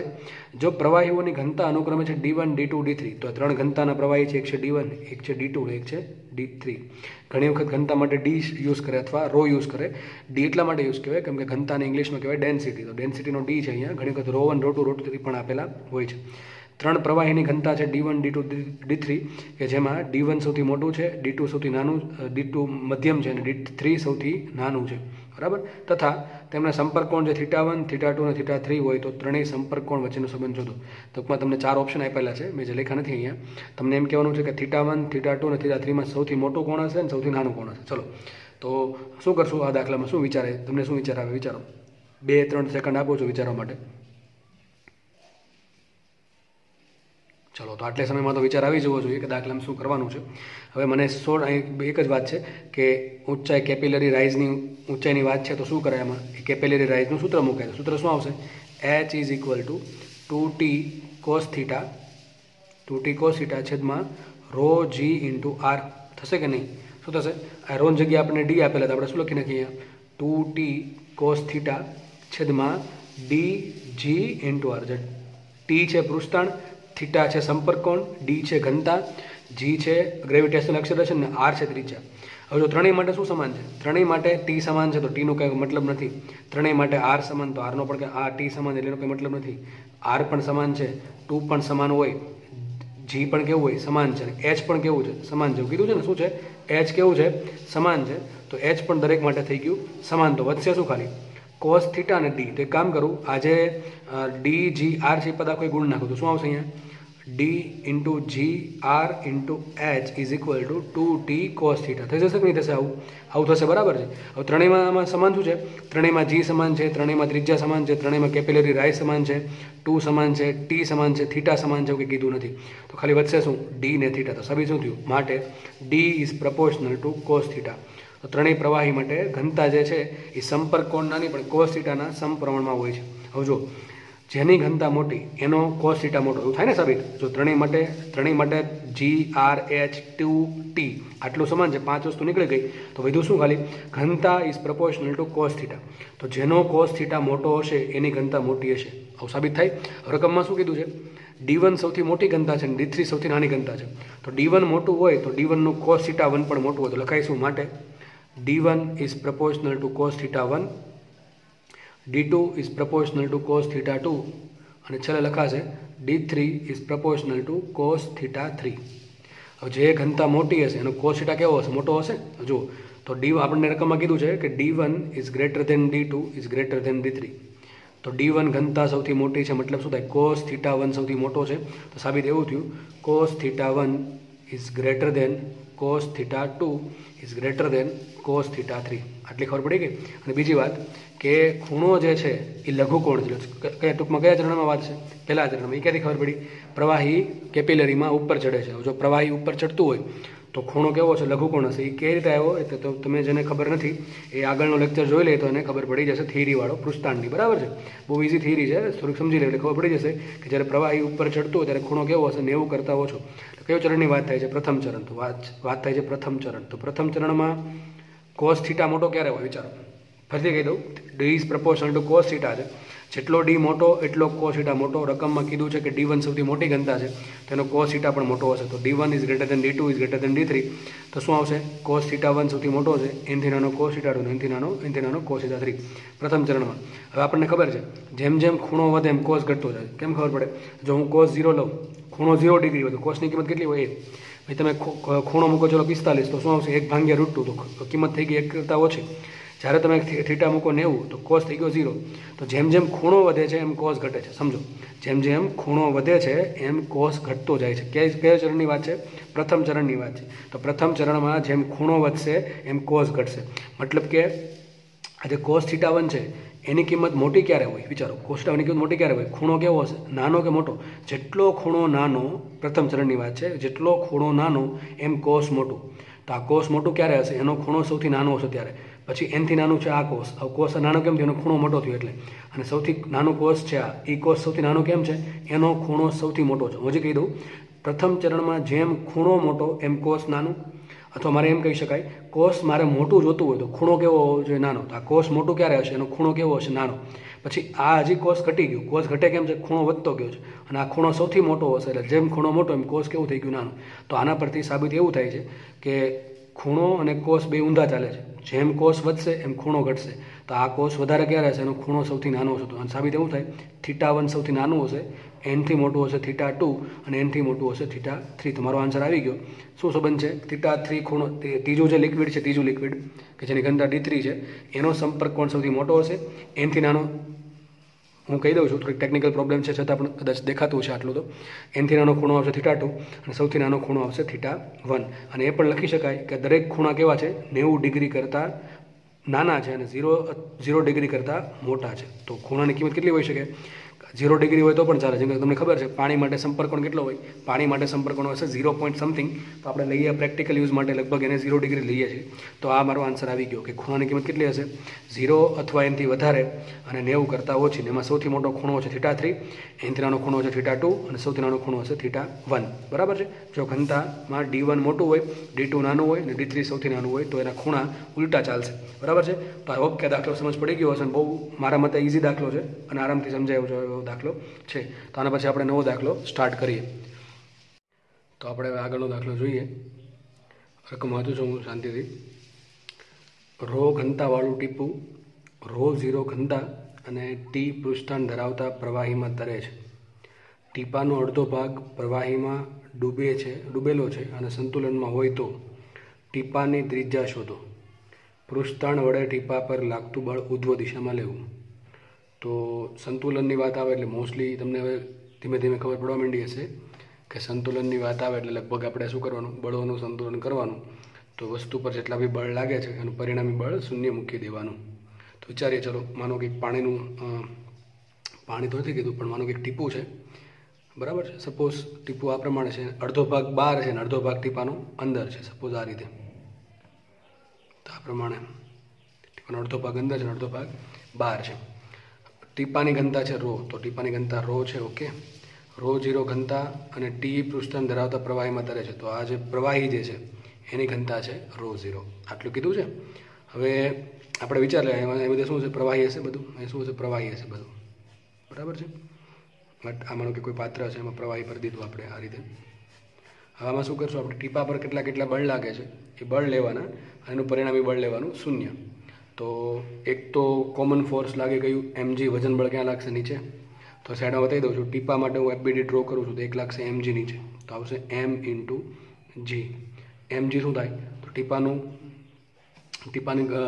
ઘનતા ગુણ્યા કરતો ટીપાની ઘનતા કેટલી છે, રો, ઇન્ટુનું કદ આખું કેટલું, v ઇન્ટુ g. આ બધું આગળ બહુ ડિટેલમાં સમજાવેલું છે. તો ઘનતા એમ રાખીએ એમને. ટીપાનું કદ શું છે, સપોઝ કે ટીપાની ત્રિજ્યા છે કેટલી, કેપિટલ R. કેટલી છે, કેપિટલ R. તો ટીપા માટે કુલ કદ થશે કેટલું, 4/3 પાઈ r ક્યુબ. તો ટીપાનું કદ મૂકી દઈએ, v બરાબર 4/3 પાઈ r ક્યુબ ઇન્ટુ g. તો આપણને ટીપા પર લાગતું એક બળ મળી ગયું. હવે આપણને દેખાય છે અહીંયા કે ટીપાનો અડધો ભાગ જે છે, આ ભાગ અડધો ભાગ છે, આ જે નીચેનો ભાગ એ પાણીની અથવા પેલા પ્રવાહીની અંદર ડૂબેલો છે આટલો ભાગ. તો એ શું કરશે, એક ઉત્પ્લાવક બળ લગાડશે. ઉત્પ્લાવક બળ ક્યાં લાગશે, સપાટીને ઉધ્વ દિશામાં લાગશે. ક્યાં લાગશે, ઉધ્વ દિશામાં લાગશે. સપોઝ કે આ લાગે છે ઉપર એક બળ લાગે FB. FBની કેટલી કિંમત હોય, તો FBની કિંમત કેટલી હોય, તો કે પ્રવાહીની ઘનતા રો 0 ઇન્ટુ ડૂબેલો ભાગ. તો ડૂબેલો ભાગ કેટલો, અડધો છે. જો આખો ટીપાનું કદ v છે, એ આખો વજન બળ નીચે લગાડશે. પણ અહીંયા પાણીમાં ડૂબેલો ભાગ કેટલો છે, v/2. તો કદ કેટલું છે, v/2 ઇન્ટુ g, બરાબર છે. એ v કેટલા હશે, તો કે v છે ટીપાનું કદ બાય 2, એટલે શું આવશે અહીંયા 4/3 પાઈ r ક્યુબ ભાગ્યા 2. તો શું આવશે, લખી દઉં છું ઇન શોર્ટ, રો 0 v આવશે 4/3 પાઈ r ક્યુબ g/2. હજી આમાં એક બળ લેવાનું છે. આટલું બધું આપણને આવડતું હતું. હજી આમાં એક બળ લેવાનું છે. એ રકમમાં ચોખવટ કરેલી છે આની. કયું બળ જોઈએ વાંચો, પૃષ્ઠતાણ વડે ટીપા પર લાગતું બળ ઉધ્વ દિશામાં લેવું. હવે ટીપાની વાત છે તો ટીપા માટે મુક્ત સપાટી હંમેશા હોય કેટલી, 1. તો ટીપા પર હજી એક બળ લાગે છે. કયું બળ લાગે છે, પૃષ્ઠતાણના કારણે ઉપર એક બળ લાગશે. ધારો કે એને કીધું FT. કેટલું લાગશે, FT. તો અમારે FTની કિંમત શોધવી પડશે, બરાબર. ટીપા પર એક બળ લાગશે ઉપર FT. રકમમાં આપેલું છે કે પૃષ્ઠતાણ વડે ટીપા પર લાગતું બળ ઉધ્વ દિશામાં લેવું. ચલો, તો મારે FT લેવાનું છે. હવે તમને થિયરી ભણાવી હતી પૃષ્ઠતાણની, એમાં તમને કીધું હતું કે પૃષ્ઠતાણ વડે લાગતું બળ. તો એ બાજુમાં દોરું છું, બરાબર. પૃષ્ઠતાણ વડે કેટલું બળ લાગશે વિચારો. સૂત્ર તમને કીધા હતા બે યાદ રાખવાના. તો પૃષ્ઠતાણ વડે લાગતું બળ એ બરાબર શું હોય, T ઇન્ટુ L. યાદ રાખો. બીજું સૂત્ર, પૃષ્ઠતાણ વડે મળતી ઉર્જા, સપાટીની મળતી ઉર્જા કેટલી હશે, T ઇન્ટુ એરિયા. તો આપણે બળની વાત છે તો અત્યારે કયું સૂત્ર યાદ કરશું, F બરાબર T ઇન્ટુ L. L શું છે, લંબાઈ. ટી શું છે, પૃષ્ઠતાણ. F છે બળ. F લાગશે ક્યાં, ઉપર. તો મેં એને FT કીધું છે, તો FT બરાબર T ઇન્ટુ L. ટી તમને રકમમાં આપેલું છે કે પૃષ્ઠતાણ T છે. હવે વાત રહી લંબાઈ, તો લંબાઈ કઈ લેવી, તો પૃષ્ઠતાણ બળ ક્યાં લગાડો. આપણે માનો કે ઉપરથી જોશું, આ જે આકૃતિ છે ને ઉપરથી જોઈએ તો શું લાગશે, આવું ગોળાકાર દેખાશે કે નહીં દેખાય, બરાબર. ગોળાકાર દેખાશે. આ ગોળાકાર છે એમાં અડધો ભાગ ઉપસેલો ભાગ ઉપર છે ને અડધો ભાગ ટીપાનો અંદર છે. પૃષ્ઠતાણ ક્યાં બળ લગાડે છે, કોન્ટેક્ટ થઈને. કોન્ટેક્ટ જો અહીંયા થાય ને આ સપાટી પર, અહીંયા, તો આ સપાટી કેવી ગોળાકાર હશે કે નહીં હોય. તો આ ગોળાકાર સપાટી મેં દોરી દીધી છે. ફરતી કહી દઉં, પૃષ્ઠતાણ શું કરશે, ઉપર ખેંચવાનું ટ્રાય કરશે, બરાબર. રકમમાં કીધું છે કે પૃષ્ઠતાણ વડે ટીપા પર લાગતું બળ ઉધ્વ દિશામાં છે. તો પૃષ્ઠતાણ શું કરશે, ઉપર ઉઠાવવાનું ટ્રાય કરશે. કોને, બરાબર, કોને ટ્રાય કરશે, આ ટીપાને. હવે એ પૃષ્ઠતાણ બળ ક્યાં લગાડશે, તો જ્યાં કોન્ટેક્ટ થાય છે ને, તો કોન્ટેક્ટ થશે અહીંયા આટલા ભાગમાં. આખો ભાગ કેવો છે, સામેથી જુઓ કેવો લાગશે, સીધો લાગે છે. હકીકત હશે કેવો, ગોળાકાર. ધારો કે આવો ભાગ છે, આ ભાગ છે, આ ભાગ, બરાબર, ગોળાકાર હશે. થોડુંક વિઝ્યુલાઇઝ કરવાનું ટ્રાય કરો. હવે પેલું પૃષ્ઠતાણ શું કરે, ઉપર ઉઠાવે છે. દરેક ભાગમાંથી શું કરે, ઉપર ઉઠાવે છે આ રીતે. તો પૃષ્ઠતાણ કરશે ઉપર ઉઠાવવાનો પ્રયત્ન, આ રીતે ચારે બાજુથી ઉપર ઉઠાવવાનો ટ્રાય કરશે. એટલે આપણને શું થશે, પરિઘ પર બળ લાગે. ક્યાં લાગે એક્ઝેક્ટલી બળ, પરિઘ પર લાગે. ચારે ગોળાકાર જે સપાટી જે છે, બરાબર, ટીપાની જે પાણીના કોન્ટેક્ટમાં ચારે બાજુથી જે સપાટી હશે એ શું કરશે, પૃષ્ઠતાણને ઉપર ઉઠાવવાની ટ્રાય કરશે. તો આ જે પૃષ્ઠતાણ માટે લંબાઈ કેટલી થશે, તો પૃષ્ઠતાણ માટે લંબાઈ થશે L બરાબર 2π ઇન્ટુ R. કેટલી લંબાઈ થશે, L બરાબર 2πr. આટલી લંબાઈ થશે. અને પૃષ્ઠતાણ છે કેટલું, T. તો કેટલું પૃષ્ઠતાણ બળ લાગશે, FT is equal two L શું આવશે, 2πRL. 2πRL. ફરીથી કહી દઉં છું કઈ રીતે. ટીપાનો અડધો ભાગ અંદર છે ટીપાનો અમુક ભાગ બહાર છે, અડધો ભાગ બહાર છે. હવે જ્યાં કોન્ટેક્ટ થાય આજે માનો કે આ રો 0 ઘનતાવાળો અને જ્યાં રો બેનો જે કોન્ટેક્ટ સરફેસ છે ત્યાં શું લાગશે? પૃષ્ઠતાણ લાગશે. પૃષ્ઠતાણ વડે લાગતું બળ ક્યાં છે? ઉપર તરફ છે. તો પૃષ્ઠતાણ વડે લાગતું બળ ઉપર ઉઠાવવાની ટ્રાય કરશે, બરાબર છે. કોને? બિંદુ સોરી બૂંદ અથવા ટીપાને. હવે બળ લાગે ક્યાંથી? તો કે બળ લાગશે એની કોન્ટેક્ટ સરફેસ પર. કોન્ટેક્ટ સરફેસ કઈ છે? તો આખી છે સામેથી જોઈએ ફ્રન્ટ વ્યૂમાંથી તો એમ લાગે કે સીધી સપાટી છે, પણ સીધી સપાટી છે નહીં. સામેથી જોવામાં એમ લાગે કે 2R, આ જે અંતર છે 2R પર પૃષ્ઠતાણ લાગે. ના, પણ આખા ગોળાકાર ભાગમાં લાગશે. ટૂંકમાં દરેક ભાગ પર આમ ઉપર ઉઠાવવાનું ટ્રાય કરે. દેખાય છે? હું થોડુંક વિઝ્યુલાઇઝ કરવાનું ટ્રાય કરજો. તો આ દરેક ભાગ આખો ઉપર ઉઠવાનું ટ્રાય કરશે. તો લંબાઈ કેટલી આવશે? 2πr. તો આ ત્રણેય બળ મળી ગયા. તો એફટી કેટલું આવ્યું અહીંયા? ચાલે એફટી આવી ગયું 2πr into 2πr into L, sorry T આવશે, અહીંયા ટી આવશે. ટી એમને રાખ્યા અને એલની કિંમત શું મૂકી? 2πr. તો 2πr ટી. તો કુલ 3 બળ લાગશે. અહીંથી ફરીથી ડાયાગ્રામ દોરી દઉં છું. એક બળ લાગશે કયું? એફટી, એ કેટલું હશે? 2πr ટી, બરાબર, એલ ઇન્ટુ ટી પરથી. બીજું એક બળ લાગશે ઉપર, કયું? એમજી, એટલે કયું? સોરી એમજી નહીં, પેલું એફબી. એફબી કેટલું લાગશે? તો કે ρ0 v/2 ઇન્ટુ જી, પ્રવાહીની ઘનતા ગુણ્યા ડૂબેલો ભાગ ઇન્ટુ જી. તો ρ0 એમને રાખીએ, અહીં શું છે? 4/3 πr³ g/2. નજીક બળ લાગશે નીચે, કયું? એમજી. તો એમજી કેટલું હશે? ρv જી, ઘનતા ગુણ્યા ટીપાની. તો રો એમને રાખીએ, વી શું આવશે? 4/3 πr³ ઇન્ટુ જી. તો કુલ 3 બળ લાગશે. ટીપુ સંતુલનમાં હોય તો સંતુલનમાં ક્યારે હશે? જ્યારે આ બધા બળોનું પરિણામી બળ શૂન્ય હોય. તો બે ટાઈપના બળ છે, એક ઉપર તરફ છે, એક નીચે તરફ છે. તો ઉપર તરફના કુલ બળનો સરવાળો જ્યારે નીચે તરફના બળ જેટલો થાય ત્યારે ટીપુ સંતુલનમાં રહેશે. તો આપણે શું કરીએ? ઉપર તરફના બળ છે એફટી પ્લસ એફબી, નીચે તરફનું બળ કયું છે? એમજી. બંને શું કરીએ? સરખાવી દઈએ એટલે વાત થાય પૂરી. તો શું કરીએ? ચલો અહીં મૂકીએ. એફટીની કિંમત શું આવશે? અહીંયા 2πr ટી પ્લસ એફબીની કિંમત શું આવશે? ρ0 4/3 πr³ g/2 is equal two MG શું આવશે? ρ 4/3 πr³ g, બરાબર, આટલું લાગશે. આ થઈ ગયો એફબીડી ડાયાગ્રામ, બરાબર છે. હવે જો તમે અહીંથી જોઈ શકો છો, દરેકમાંથી બધામાંથી પાય તો ઉડી જશે, બરાબર છે. પછી જે શોધવાનું છે ને કરતા બનાવીએ તો અહીંયા આર છે, બધી જગ્યાએ r³ છે. તો અહીંથી આર પણ ઉડી જશે. અહીંયા શું વધશે? r² વધશે, અહીંયા વધશે r². ફરીથી કહી દઉં છું, દરેક જગ્યાએથી પાય ઉઠશે બંને બાજુથી. અહીંયા છે આર, અહીંયા છે r³, અહીંયા છે r³. તો બધાને તમે આર વડે ભાંગી નાખો અથવા તમે આર કોમન કાઢો તો અહીંયા કંઈ નહીં વધે, બરાબર. અહીંયા આરની 0 ઘાત થઈ જશે. અહીંયા આરનો વર્ગ વધશે, અહીંયા વધશે આરનો વર્ગ. તો એક વખત લખી દઉં, આ પ્રમાણે આવશે 2t પ્લસ ρ0 એમને આવશે, 4/3 એમને આવશે, r² g/2 એમને ઇઝ ઇક્વલ ટુ રો એમને આવશે 4/3 એમને. પાય ઉડી ગયા, એ ઉપર આવશે r², અહીંયા આવશે g, બરાબર છે. હવે એક કામ કરીએ, આ પદ છે એને આખું આ બાજુ લઈ જાઉં છું. આ જે પદ છે એને આખું આ બાજુ લઈ જાઓ તો લખાશે 2t is equal to rho into 4/3 g into r² minus ρ0 into, અહીં શું કરી નાખું? આ 4/2 ને કહેવાય 2, તો અહીં આવશે 2/3 r² g થશે ને આ રીતે, બરાબર. ફરતી કહી દઉં, આ જે પદ છે એને આ બાજુ લઈ ગયો અને થોડુંક વ્યવસ્થિત લખ્યું તો મેં, અને જે 4/2 છે એને 2/3 કરી દીધા. હવે કામ કરીએ, 2t એમને રાખીએ. અહીંયા શું કાઉન્સમાં આવશે? કાઉન્સમાં આવશે અહીંયા 4/3 g ઇન્ટુ r² કોમન લઈ લઉં. અહીંયા શું આવશે? Rho minus ρ0/2. શું આવશે અહીંયા? રો માઇનસ ρ0/2, બરાબર છે. હવે શું કરીએ? આપણે r² શોધવાનું છે. શું શોધવાનું છે? આપણે r² શોધવાનું છે.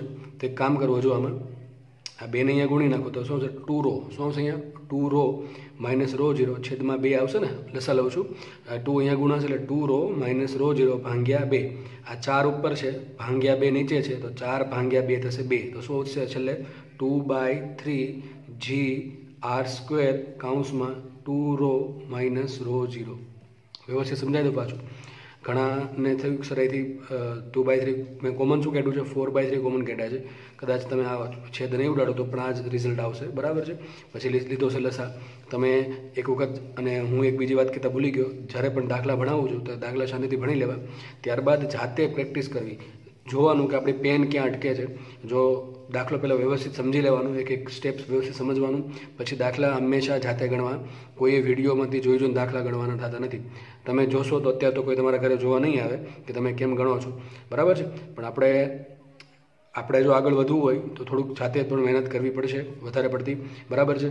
તો એ તમારે જાતે કરવાની છે અને દાખલા જોયા વગર ગણવાના.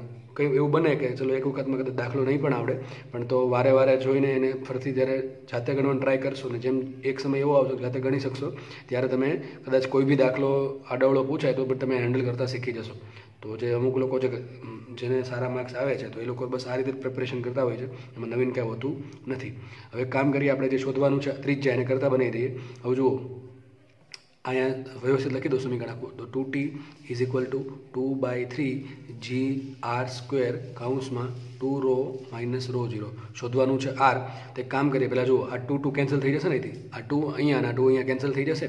પછી આ 3 ક્યાં આવશે ઉપર, તો શું થઈ જશે 3t, શું થઈ જશે 3t, છેદમાં શું આવશે g, અને આખો પદ ક્યાં આવશે છેદમાં આવશે કે નહીં આવે. તો લખાઈશું r² is equal to 3 times t, 3 times t by g into 2 rho minus rho 0. આ પ્રમાણે આખું સ્ટેપ આવી ગયું. તો માટે મળી જશે r બરાબર under root 3t by g કૌંસમાં 2 રો માઇનસ રો 0. જ્યાં રો છે ટીપાની ઘનતા અથવા બૂંદની ઘનતા અને રો 0 છે પ્રવાહીની ઘનતા. તો આખા દાખલામાં મારા મતે કોઈ સારામાં સારું સ્ટેપ હોય તો એક આ જ છે કે ભાઈ FTના કારણે બળ લાગશે t ઇન્ટુ લંબાઈ, પણ લંબાઈ કઈ લેવાની, તો લંબાઈ કઈ લેવાની છે પરિઘ પર બળ લાગશે. ક્યાં લાગશે, અહીંયા બધે પાણી, અહીંયા બધે ટીપું છે, બરાબર, અહીંયા તો ટીપાનું મટીરિયલ છે, દ્રવ્ય છે, તો બળ ક્યાં લાગશે આખો આ જે ભાગ છે પરિઘનો ભાગ એટલે કે 2πr જેટલી લંબાઈ છે એના પર એ ટીપું પૃષ્ઠાણ છે એને ઉપર ઉઠાવવાની ટ્રાય કરશે. રકમમાં આપેલું છે કે પૃષ્ઠાણ વડે લાગતું બળ ઉપર તરફ લેવું, બરાબર છે. તો આ સૌથી સારામાં સારો પાઠ હતો. બાકી તો રકમમાં એવું કીધું જ હતું કે ટીપું સંતુલનમાં છે. યાદ રાખો, જ્યારે પણ દાખલો સંતુલનનો પૂછાય ત્યારે આવી જ વસ્તુ તમને કરવી પડશે. તો ઘણી વખત આવું પણ કહી દે કે ભાઈ પ્રવેગ 0 છે કે બળ 0 છે કે વેગ અચળ છે અથવા વેગ 0 છે. તો આ બધી જ વસ્તુ એક જ વસ્તુ સૂચવે છે કે વસ્તુ છે એ સંતુલનમાં છે, એટલે કે એનું પરિણામી બળ 0 થશે. પછી તમારે શું કરવાનું, એનું જે FBD ડાયાગ્રામ હોય ABD ડાયાગ્રામ ડ્રો કરવાનો, પછી એક તરફના બળો બરાબર બીજી તરફના બળો લેશો એટલે આરામથી તેમાંથી ઉકેલ તમને મળી જશે. તો ફરીથી કહી દઉં, ટીપા પર કયા બળ લાગશે, ટીપા પર 3 બળ લાગશે. એક તો mg લાગશે નીચે, એનું સૂત્ર આવશે ઘનતા ગુણ્યા કદ ઇન્ટુ g. પછી એક લાગશે FB. તો આ બધું બહુ ડિટેલમાં આગળ દાખલા ઘણા ખાસા દાખલા ગણી દીધા છે, તો તમે એક વખત રિવિઝન કરી લેશો તો બી સારું પડશે. FB કેટલું લાગે તો કે ભાઈ પ્રવાહીની ઘનતા, તો પ્રવાહીની ઘનતા રો 0 ઇન્ટુ એમાં કેટલું ટીપાનું કદ ડૂબ્યું છે એ તો v/2 ઇન્ટુ g, તો રો 0 v/2 ઇન્ટુ g. પછી ટીપું છે, ટીપાની સપોઝ ત્રિજ્યા છે r, તો એનું કદ શું થાય ટીપાનું 4/3πr3. પછી કિંમત મૂકવાની છે અને છેલ્લે વધશે એક. હવે પૃષ્ઠાણની પણ વાત કરી છે, તો પૃષ્ઠાણના કારણે પણ આપણને ખબર છે બળ લાગશે F બરાબર T ઇન્ટુ L. એમાં L કયું લેવાનું, તો કે પરિઘ આખું જે ટીપું છે એને આપણે ઉપરથી જોઈએ તો ગોળાકાર ભાગ લાગશે પરિઘ જેટલો, અને પરિઘ જેટલો ભાગ આમ ઉપર ઉઠવાની ટ્રાય કરે છે. કોના કારણે, પૃષ્ઠાણના કારણે. તો આ 3 બળ લાગશે, એ 3 બળનું સંતુલન કરો અને એટલે તમને આરામથી આન્સર મળી જશે. તો શું આન્સર આવશે, ત્રિજ્યા કેટલી હશે under root 3t by g into કૌંસમાં 2 રો માઇનસ રો 0. તો આ તમારો આન્સર આવી ગયો, બરાબર છે. આપણે હવે નેક્સ્ટ દાખલા તરફ આગળ વધીએ. તો જુઓ આગળનો દાખલાની રકમ વાંચું છું. આમાં પહેલાં સમજાવી દઉં સિસ્ટમ કઈ રીતની છે. આમાં શું કર્યું છું, સાઈડમાં સમજાવું છું. એક પહેલાં ગરગડી લઈ લીધી, આ ગરગડી લીધી, એના પરથી એક પસાર કરી દીધું રોપ એટલે કે દોરડું પસાર કરી દીધું. પછી એક અહીંયા બ્લોક બાંધી દીધો, બરાબર છે, એક બ્લોક અહીંયા બાંધી દીધો. હવે છે ને આ જે બ્લોક છે ને, આ બ્લોક આ જે સપાટી છે, આ સપાટી કે જેના પર આખી બધી સિસ્ટમ રેસ્ટ કરે છે, સ્થિર છે, એમાં શું કર્યું, આ જે બ્લોક છે, આ બ્લોક એની નીચે કંઈક લિક્વિડ નાખી દીધું. એટલે અહીંયા લિક્વિડ છે, અહીંયા આ જે ભાગ છે નાનકડો એવો ને લિક્વિડ છે, સમજો ને કે આપણે શું કર્યું, એક બ્લોક લીધો, નીચે નાખી દીધું મધ. અને શું છે મધ છે, ઘણી ટૂંકમાં એક સમજી લો કે કંઈક લિક્વિડ છે. તો આ થઈ ગયું લિક્વિડ, આટલું લિક્વિડ નાખી દીધું છે. ટૂંકમાં આ જે બ્લોક છે, આ બ્લોક એ ડાયરેક્ટલી આ સપાટીના કોન્ટેક્ટમાં નથી. કોના કોન્ટેક્ટમાં છે, કોઈ લિક્વિડના કોન્ટેક્ટમાં છે. હવે તમને શું કીધું છે, અત્યારે પહેલાં સપાટીને આપણે જે આ જે સિસ્ટમ છે ને પકડી રાખી, જેવો હું મૂકી દઈશ એટલે આ શું કરશે, નીચે આવવાનું ટ્રાય કરશે. શું કરે ટ્રાય, નીચે આવવાનું ટ્રાય કરશે એટલે શું કરશે, દોરી ખેંચાશે. દોરીમાં શું ઉત્પન્ન થાય, તણાવ બળ T ઉત્પન્ન થશે કે નહીં થાય, શું ઉત્પન્ન થાય, દોરીમાં તણાવ બળ T ઉત્પન્ન થશે. દોરીમાં તણાવ બળ T ઉત્પન્ન થાય એટલે આને ખેંચવાની ટ્રાય કરે, શું થશે, આને પણ ખેંચવાની ટ્રાય કરશે. તો તમને કીધું હતું દોરીમાં એક જ દોરી હોય તો તણાવ બળ T સરખું જ હશે અને તીર ક્યાં આવે ને, સામસામા આવે, એટલે આ ભાગ ખેંચાવાની ટ્રાય કરશે. જેવો આ ભાગ ખેંચાશે એટલે શું લાગે, ઘર્ષણ લાગે.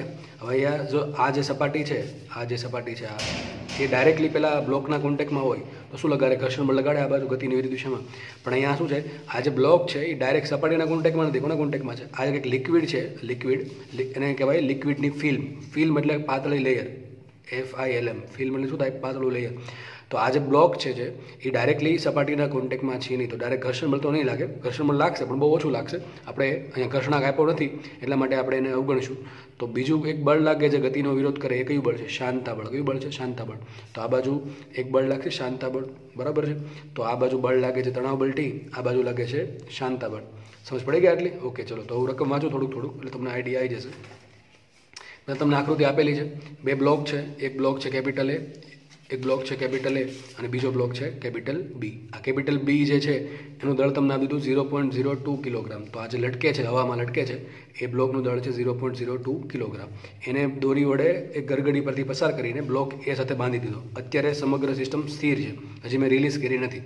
હવે શું કર્યું, આ જે બ્લોક છે એને ડાયરેક્ટલી આ સપાટીના કોન્ટેક્ટમાં આવ્યા વગર એની વચ્ચે એક મેં લિક્વિડની ફિલ્મ નાખી દીધી. શું લીધી? લિક્વિડ ફિલ્મ, લિક્વિડની નાનકડી લેયર બિછાઈ દીધું અને એના પર આ જે બ્લોક છે એ મૂકી દીધું. હવે શું થશે, હવે આ જે બ્લોક છે એ આના પર લસરશે, બરાબર, સરકશે થોડો. એટલે શું થશે, હવે આ જેવો તમે આ બ્લોકને મુક્ત કરશો એટલે આ નીચે આવશે, આ નીચે આવશે એટલે દોરી ખેંચાશે. એટલે શું ઉત્પન્ન થાય? દોરીમાં તણાવ બળ ટી ઉત્પન્ન થશે. દોરી ખેંચાશે અને દોરીનો બીજો છેડો આ બ્લોક જોડે બાંધેલો છે એટલે એ શું કરશે, દોરી આ બ્લોકને પણ આગળ ખેંચશે. જેવું અહીંયા ગતિ થશે એટલે આ લિક્વિડ શું ટ્રાય કરે, પોતાની મૂળ અવસ્થામાં રહેવાનું ટ્રાય કરે. જડત્વના કારણે શું થશે, એના કારણે શું ઉત્પન્ન થાય? શાંતા બળ ઉત્પન્ન થાય. શું ઉત્પન્ન થશે? શાંતા બળ. તો શાંતા બળ લાગશે આ બાજુ. તો આ પ્રમાણે આપણે જોઈએ દાખલો શું છે. રકમ વાંચું છું, જુઓ. 0.2 મીટર સ્ક્વેર પાયાનું ક્ષેત્રફળ ધરાવતા બ્લોક એ. તો આ જે બ્લોક છે એ એનો જે નીચેનો જે એરિયા છે કેટલો છે? 0.2 મીટર સ્ક્વેર. 0.2 મીટર સ્ક્વેર પાયાનું ક્ષેત્રફળ ધરાવતા બ્લોક એને 0.6 mm જાડાઈ. તો આ જે છે આ જે લિક્વિડ જે છે એની જાડાઈ કેટલી છે? 0.6 mm જાડાઈના પાતળા સ્તર પર ગોઠવીને દોરી વડે બ્લોક બી સાથે બાંધેલો છે. બરાબર છે, સીધી વાત છે. આ બ્લોક એ છે એનું પાયાનું ક્ષેત્રફળ છે 0.2 મીટર સ્ક્વેર.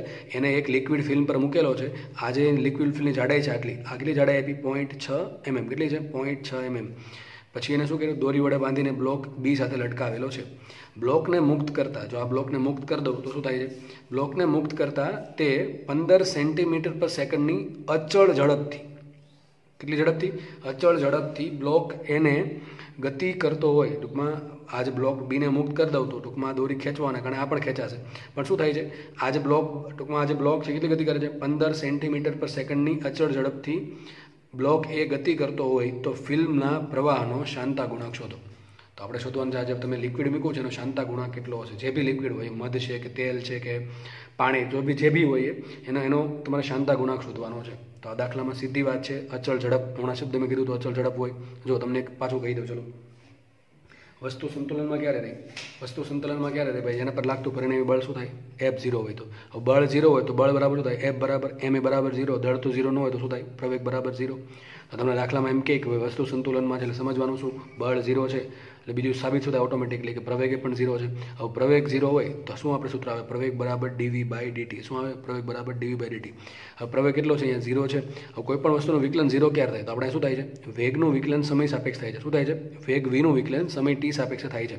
તો માનો કે એમ કહું કે d∅/dx, તો 5નું વિકલન x સાપેક્ષ શું થાય? 0. કારણ શું છે? 5 કેવી સંખ્યા છે? અચળ સંખ્યા છે, જે બદલશે નહીં. તો જો આ વસ્તુ અચળ હોય તો જ એનો આન્સર શું આવે? વિકલનનો 0 આવે. તો અહીં જુઓ તો અહીંયા પ્રવેગ એ બળ 0 થઈ ગયું એટલે કે પ્રવેગ 0 છે તો પ્રવેગ બરાબર હોય શું? dv/dt. વેગનો સમય સાપેક્ષનું વિકલન શું આપે તમને? પ્રવેગ આપે. બરાબર છે. હવે પ્રવેગ મારો 0 છે, આ વિકલનનો આન્સર 0 આવે છે. કોનું વિકલન થાય છે? વેગનું સમય સાપેક્ષ વિકલન થાય છે. બરાબર છે. હવે જો વેગ અચળ હોય, વેગ પોતે અચળ હોય તો જ એનું વિકલન સમય સાપેક્ષ 0 થાય. જો વેગ અચળ ના હોય તો વિકલન 0 હોય નહીં. તો આપણે સાબિત શું થયું કે જો બળ 0 હશે, બળ 0 હશે તો પ્રવેગ 0 હશે. જો પ્રવેગ 0 હશે તો વેગ કેવો હશે? અચળ હશે. કેવો હશે? અચળ હશે. મતલબ કે વસ્તુ 5 મીટર પર સેકન્ડની વેગથી ગતિ કરતી હતી તો હજુ કેટલા વેગથી ગતિ કરશે? 5 મીટર પર સેકન્ડના વેગથી જ ગતિ કરશે. બરાબર છે. જો વસ્તુ સ્થિર હતી 0 મીટર પર સેકન્ડ તો હવે હજી એનો વેગ કેટલો રહેશે? 0 મીટર પર સેકન્ડ જ રહેશે. યાદ રાખો, જ્યારે પણ રકમમાં એમ શબ્દ આપે તો વસ્તુ સંતુલનમાં છે, અથવા એમ શબ્દ આપે કે વસ્તુનો વેગ અચળ છે, તો બે એક જ વાત છે. હજી કહી દઉં, વસ્તુ સંતુલનમાં છે એટલે કે બળ 0 હશે, પ્રવેગ 0 હશે. પ્રવેગ 0 હોય તો વેગ હશે અચળ. અચળ વેગનો મતલબ શું થાય?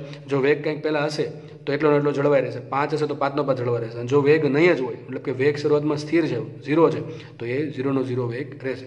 સમજ પડી ગઈ? માનો કે તમે બેઠા છો શાંતિથી યોગા કે ધ્યાનમાં બેઠા છો અને તમારું પરિણામી બળ 0 છે, એટલે કે તમે સંતુલનમાં છો તો તમારો વેગ કેટલો રહેશે? 0 માનો કે પાછળથી કોઈ આવીને ધક્કો મારે છે તો તમારો વેગ હવે ઝીરો રહેશે નહીં. પહેલાં આ તો ઝીરો, હવે કંઈક બદલી ગયો, થોડોક વેગ આવ્યો, એટલા માટે તમે હવે સંતુલનમાં નથી એમ કહેવાય.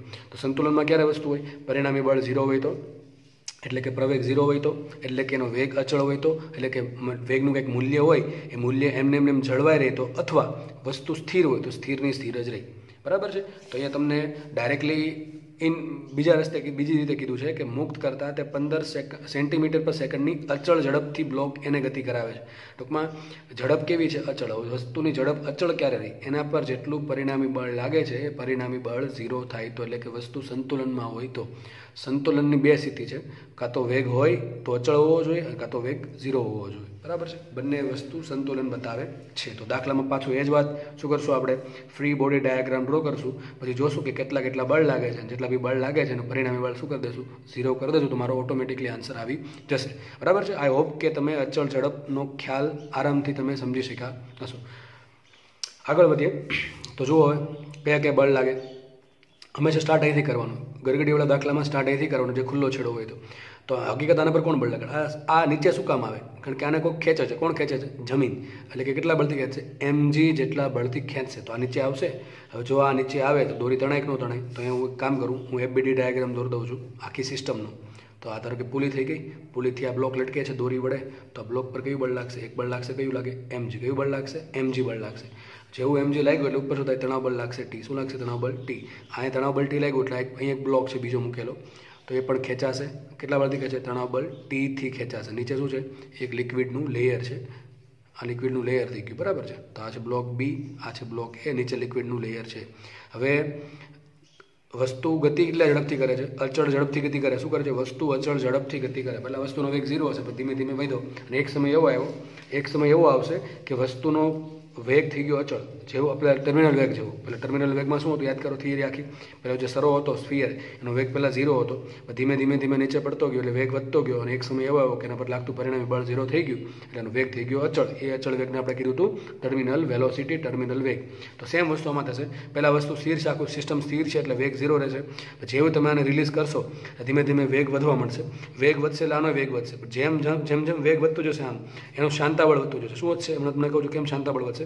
ધીમે ધીમે શાંતાબળ વધતું જશે, અને શાંતાબળની કિંમત જ્યારે તણાવ બળ જેટલી થશે ત્યારે પરિણામી બળ થઈ ગયું ઝીરો. શું થઈ ગયું? પરિણામી બળ ઝીરો થયું એટલે વસ્તુ પર કોઈ પ્રવેગ, વસ્તુ પર લાગતું પરિણામી બળ ઝીરો એટલે વસ્તુનો પ્રવેગ પણ ઝીરો, અને વસ્તુનો પ્રવેગ ઝીરો હોય તો વસ્તુનો વેગ થઈ જશે અચળ. તો સેમ કોન્સેપ્ટ આપણે ટર્મિનલ વેલોસિટીનો જે છે અહીંયા પણ યુઝ કરશું. તો માનો કે અત્યારે આ જે બ્લોક છે એ અચળ વેગ વીથી ગતિ કરે. કેટલા વેગથી ગતિ કરે છે? v વેગથી ગતિ કરે છે. v વેગથી ગતિ કરતો હોય તો એ શું થાય? t જેટલું હશે. આના પર બે બળ લાગે. જો અહીંયા આને નીચે દોરું છું તો બ્લોક એ છે. બ્લોક એ પર એક બાજુથી બળ લાગે છે t. નીચેથી બળ લગાડે પેલું લિક્વિડ કયું? શાંતાબળ. ને પોતે ગતિ કરે છે કેટલા વેગથી? v વેગથી ગતિ કરે છે. આવું ક્યારે પોસિબલ થાય? અચળ વેગ છે. આ કેવો વેગ છે? v અચળ વેગ છે. અચળ વેગ ક્યારે હોય? તો મેં તમને શું કીધું? પરિણામી બળ ઝીરો થાય. તો શું હશે? t જેટલું હશે એટલું જ શું હોવું જોઈએ મારે? Fn હોવું જોઈએ, એટલે કે શાંતાબળ હોવું જોઈએ. તો મને કોન્સેપ્ટ મળી ગયો. શું કોન્સેપ્ટ છે? કે જેટલું તણાવ બળ છે એટલું શું થવું જોઈએ? એટલું શાંતાબળ. આ ટી તણાવ બળ છે. આ ટી છે પેલું પૃષ્ઠાળ નથી, પૃષ્ઠાળની એમાં વાત જ નથી આવતી. તો આ ટી તણાવ બળ છે. હવે જુઓ તો મને કોન્સેપ્ટ મળી ગયો. ટી બરાબર એફ મ્યુ. હવે એફ મ્યુનું સૂત્ર શું આવે? એફ મ્યુનું યાદ કરો. સૂત્ર શું હતું એફ મ્યુનું? શાંતાબળનું સૂત્ર eta A DV by dx. શું આવે? Eta A DV by dx. હવે શોધવાનું શું છે? ઈટા ક્યારે મળે? મને તણાવ બળ ટી મળે તો, એરિયા મળે તો, ડીવી મળે તો, અને ડીએક્સ મળે તો. આ 1, 2, 3 ને 4 વસ્તુ મળે તો મને ઈટા મળે. તો અહીંથી લખી નાખું છું eta is equal to T upon A into dv by dx. તો આ પ્રમાણે મેં લખી દીધું છે. તો મારું સૂત્ર આવી ગયું છે. હવે મારે જસ્ટ ખાલી આ જે બધી વેલ્યુ છે ટી છે, મેં શું કર્યું? આખું આ જે પદ છે આખું પદ આખું છેદમાં જવા દીધું, નીટાને કરતાં બનાવી દીધું. તો મારે T A DV by DX શોધવું પડે એટલે મારો આન્સર આવી ગયો. હવે ટી ક્યાંથી મળશે? વિચારો. ટી ઉત્પન્ન ક્યાંથી થયો? અહીંથી થયો છે.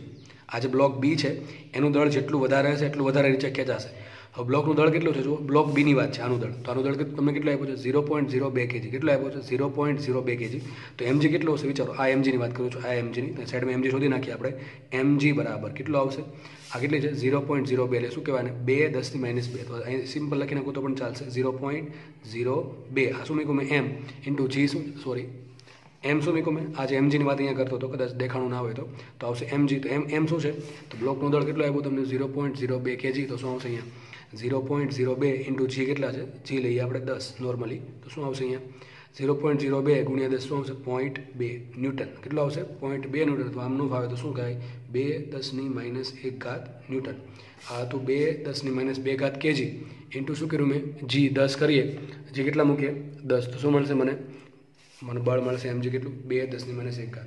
હવે આ વસ્તુ છે એ અચળ વેગથી ગતિ કરતી હોય, એની જોડે દોરી બાંધેલી છે, તો આ વસ્તુ સીધી વાત છે, આ વસ્તુ પણ શું કરે અચળ વેગથી જ ગતિ કરશે, તો આ વસ્તુનો પણ કોઈ પ્રવેગ હશે નહીં. આખી વાત કહી દઉં, માનો કે આ વસ્તુ હતી અચળ વેગથી, માનો વેગ 5નો છે, તો આનો વેગ 5નો જ હોવો જોઈએ. એમ કેમ થાય, એમ એટલા માટે થાય દોરીની લંબાઈ કેવી છે અચળ. માનો કે આ વેગ ગતિ કરે છે 5 મીટર/સેકન્ડથી, તો આ પણ 5 મીટર/સેકન્ડ વેગથી જ ગતિ કરવી જોઈએ, તો દોરી કેવી રહેશે તણાવમાં રહેશે, તો તણાવ બળ ટી સમાન રહેશે. ટૂંકમાં જેટલો વેગ આનો છે એટલો જ વેગ આનો હશે. તો આનો વેગ પણ અચળ છે. હવે અચળ વેગ જો હોય તો આના પર પણ જે બળ લાગે છે, એક બળ લાગે ઉપર ટી, નીચે બળ લાગે mg, બે બળ કેવા થાય સરખા જ થાય. તો જેટલું mg હશે એટલું જ ટી હશે. હવે mg કેટલું છે 0.02 ગુણ્યા 10 કેટલો આવે 0.2 ન્યૂટન. તો તણાવ બળ પણ કેટલું હશે 0.2 ન્યૂટન જેટલું. તો સાઈડ પર લખી દઉં છું, બ્લોક બી માટે જે લટકે છે એના માટે શું થાય mg બરાબર ટી થાય. અને mg કેટલું આવ્યું 0.2 ન્યૂટન, તો ટી પણ કેટલા આવશે 0.2 ન્યૂટન. તો મને ટી મળી ગયું. ચલો એક કામ કર્યું આપણે, ટી શોધી લીધું છે, તો એક કામ ભાઈ તમારું. હવે શું વાત રહી એરિયાની, તો એરિયા તમને આપેલો છે. એરિયા એટલે કયો એરિયા યાદ કરો, સંપર્ક એરિયા. કયો એરિયા થાય સંપર્ક એરિયા. પૃષ્ઠતાણના સૂત્રમાં જે એ આવે એ સંપર્ક એરિયા છે. તો આ એરિયા આપ્યો તમને, જો કેટલો આપ્યો છે 0.2 મીટર². આ જે લિક્વિડનું ફિલ્મ છે ને આગળ પટ્ટી, જાણે મને કે લિક્વિડનું પાતળી પટ્ટી છે અને આ જે બ્લોક છે એની ઉપર મૂકેલો છે, બે વચ્ચે કયો કોન્ટેક્ટ એરિયા થાય, તો કે બ્લોકનો એરિયા. તો બ્લોકનો એરિયા કેટલો આપ્યો છે 0.2 મીટર² પાયાનું ક્ષેત્રફળ ધરાવતો. ટૂંકમાં તમને શું આપ્યું છે બ્લોક એનો એરિયા. તો ટી મને મળી ગયું, ટી મળી ગયા 0.2 ન્યૂટન. એક વાત પૂરી. બીજી વાત કરીએ એરિયાની. એરિયા કેટલો આપ્યો છે, એરિયા આપ્યો છે 0.2 મીટર². તો કેટલો આવશે અહીંયા 0.2 મીટર². આગળ વાત કરીએ, વાત કોને રહી હવે dv/dx. જો એવું કહી શકાય, હું થોડોક મોટો ડાયાગ્રામ દોર દઉં અહીંયા. એવું કહી શકાય જુઓ કે મારી સપાટી અહીંયા છે, એની પર માનો કે પેલો લિક્વિડ છે, એની પર પેલો મોટો બ્લોક મૂકેલો છે. સમજો વ્યવસ્થિત, બરાબર છે. હવે એમ કહો આ જે લિક્વિડ છે એની બે સપાટી લઈ લઈએ. એક સપાટી સૌથી નીચેની સપાટી, સૌથી નીચે છે લિક્વિડ એ, અને બીજી સપાટી લઈએ ઉપરની સપાટી. તો આ જે લિક્વિડ છે એ જમીન અથવા જે પેલી સપાટીના કોન્ટેક્ટમાં છે. તો આ જે સૌથી નીચે લેયર છે મધનું, સપોઝ કે આ મધ છે, તો મધનું સૌથી નીચેનો લેયર છે, એનો વેગ કેટલો છે જેટલો વેગ સપાટીનો છે. એક બીજા એક્ઝામ્પલથી સમજાવું. માનો કે તમારી કોઈ જમીન પર અથવા કોઈ ફર્શ પર મધ ઢોળાઈ ગયું, તો ધારો કે મધ ધીમે ધીમે આગળ વધે છે, સપાટી થોડોક સ્લોપ છે, મધ ધીમે ધીમે આગળ વધે છે, તો સૌથી વધુ વેગ કોનો હશે, જે સૌથી સપાટી ઉપર છે એનો. અને સૌથી ઓછો વેગ કોનો છે, જે મધ જે જમીનના કોન્ટેક્ટમાં છે એનો. તો જે મધની સપાટી જમીનના કોન્ટેક્ટમાં છે એનો વેગ કેટલો હશે, લગભગ 0 હશે. તો સેમ વસ્તુ એ રહેશે. આ માનો કે મધ છે, આટલું મધ છે, સમજી લો સમજવા માટે. આ જે મધ છે એની નીચેની જે સપાટી છે એ ડાયરેક્ટલી આ સપાટીના કોન્ટેક્ટમાં છે, એટલે આનો વેગ કેટલો હશે 0. તો આનો વેગ થઈ ગયો 0 સૌથી નીચેની સપાટીનો. અને ઉપરની સપાટી, તો આ ઉપરની સપાટી કોના કોન્ટેક્ટમાં છે, આ બ્લોક એના કોન્ટેક્ટમાં છે. બ્લોક એ ગતિ કરતો કેટલા વેગથી ગતિ કરે છે, v વેગથી ગતિ કરે છે. તો આ જે ઉપરનું લેયર એને ચોટેલું છે એ પણ શું કરશે, v વેગથી જ ગતિ કરશે. તો લિક્વિડમાં થશે આવું. યાદ કરો શાંતાબળ શું હતું, બે લેયર છે એ બીજા પર ઘસડાય. તો આમાં પણ સેમ વસ્તુ થાય છે. આ જે લેયર છે એ સપાટીના કોન્ટેક્ટમાં છે, કઈ સપાટીના કોન્ટેક્ટમાં, આ સપાટીના કોન્ટેક્ટમાં. આની વાત કરું છું, આ સપાટીની. તો મધનું જે નીચેનું લેયર છે, આ જે લિક્વિડ ફિલ્મનું નીચેનું લેયર, એ સપાટીના કોન્ટેક્ટમાં છે. સપાટી ગતિ નથી કરતી, તો જે સૌથી નીચેની સપાટી છે એનો પણ વેગ કેટલો હશે 0 હશે. અને જે સૌથી જેમ ઉપર જતા જશું એમ ધીમે ધીમે વેગ આવતો જશે. ટૂંકમાં આખું આ ધીમે ધીમે આગળ વધતું જશે, બરાબર છે. તો અને જે સૌથી ઉપરનું લેયર જે છે જે બ્લોકના કોન્ટેક્ટમાં છે, બ્લોક ગતિ કરે તેની જોડે થોડુંક લિક્વિડને પણ લેતું જશે. તો આ ઉપરનું જે લેયર છે એ પણ થોડુંક બ્લોક એ સાથે ગતિ કરશે. કેટલા વેગથી, v જેટલા વેગથી. હવે તો મને મળી ગયું dv શું થાય, dv એટલે કે બે લેયર વચ્ચે વેગનો તફાવત. તો અહીંયા વેગ કેટલો છે v, અહીંયા વેગ કેટલો છે 0. તફાવત કેટલો આવશે v - 0 એટલે કેટલો આવશે v. અને dx શું છે, બે લેયર વચ્ચે અંતર. સપોઝ કે આ અંતર છે dx, તો dx શું થઈ ગયું, આ લિક્વિડની જાડાઈ થઈ ગઈ. શું થઈ ગયું dx, આ લિક્વિડની જાડાઈ. તો તમને લિક્વિડની જાડાઈ તો આપેલી છે. લિક્વિડની જાડાઈ કેટલી છે 0.6 mm. કેટલી છે 0.6 mm. તો મને મળી ગયું dx. તો ચલો dx કેટલો આવશે, dx બરાબર 0.6 mm. હવે mm ને કહેવાય 10⁻³ મીટર, અને આ 0.6 ને શું કહેવાય 6 10⁻1. ફરીથી બોલું છું, આને શું કહેવાય 6 10⁻1. અને mm શું થશે 10⁻3. તો અહીંયા થઈ ગયું 6 10⁻1, આ થઈ ગયું 10⁻3, થશે શું 6 10⁻4 મીટર. તો મને dx મળી ગયું. ફરીથી કહી દઉં dv/dx. એમાં dx શું છે, તમે જે બે લેયરની વાત કરો છો, આ સૌથી ઉપરનું લેયર અને સૌથી નીચેનું લેયર, એ બંને વચ્ચે કેટલું અંતર છે, તો એ થઈ ગયું dx. તો આ કેટલું અંતર છે, તો આ લિક્વિડની જાડાઈ જેટલું, કેટલી જાડાઈ આપી તમને 0.6 mm, એટલે કે 6 10⁻4 મીટર. અને વાત કરીએ dvની, તો વાત કરીએ dv શું થાય, જે બે લેયર આપણે વાત કરીએ છીએ એ બે લેયર વચ્ચે કેટલો વેગનો તફાવત છે. તો અહીંયા વેગ કેટલો છે, સૌથી ઉપરના લેયરનો વેગ છે v અને સૌથી નીચેના લેયરનો વેગ છે 0. તો કેટલો આવશે અહીંયા v - 0, એટલે કેટલો આવશે v. આપણે હંમેશા ધન કિંમત રાખીએ તો dv આપી દીધું, dv થશે. હવે તમને રકમમાં v આપેલો છે, v કેટલા છે જુઓ 15 સેન્ટીમીટર/સેકન્ડ. તો લખી દઉં, અહીંયા લખી દઉં છું. તો v આવશે આપણા કેટલા, v બરાબર આવશે 15 સેન્ટીમીટર/સેકન્ડ, એટલે કેટલો આવશે 15 ગુણ્યા 10⁻2 મીટર/સેકન્ડ. કારણ કે બધી વસ્તુ એસઆઈમાં છે. તો 4 વસ્તુની જરૂર હતી મારે. તણાવ બલ્ટી અહીંથી મેળવવું છે, T બરાબર mg, કારણ કે આ બ્લોક છે એ અચળ વેગથી ગતિ કરતો હોય, એટલે કે પરિણામી બળ 0 હોય તો આના પર પરિણામી બળ 0 થશે. તો T બરાબર mg, T મળી ગયું. પછી વાત કરીએ એરિયાની, તો એરિયા મળી ગયો, રકમમાં આપેલો છે કેટલો એરિયા 0.2 મીટર².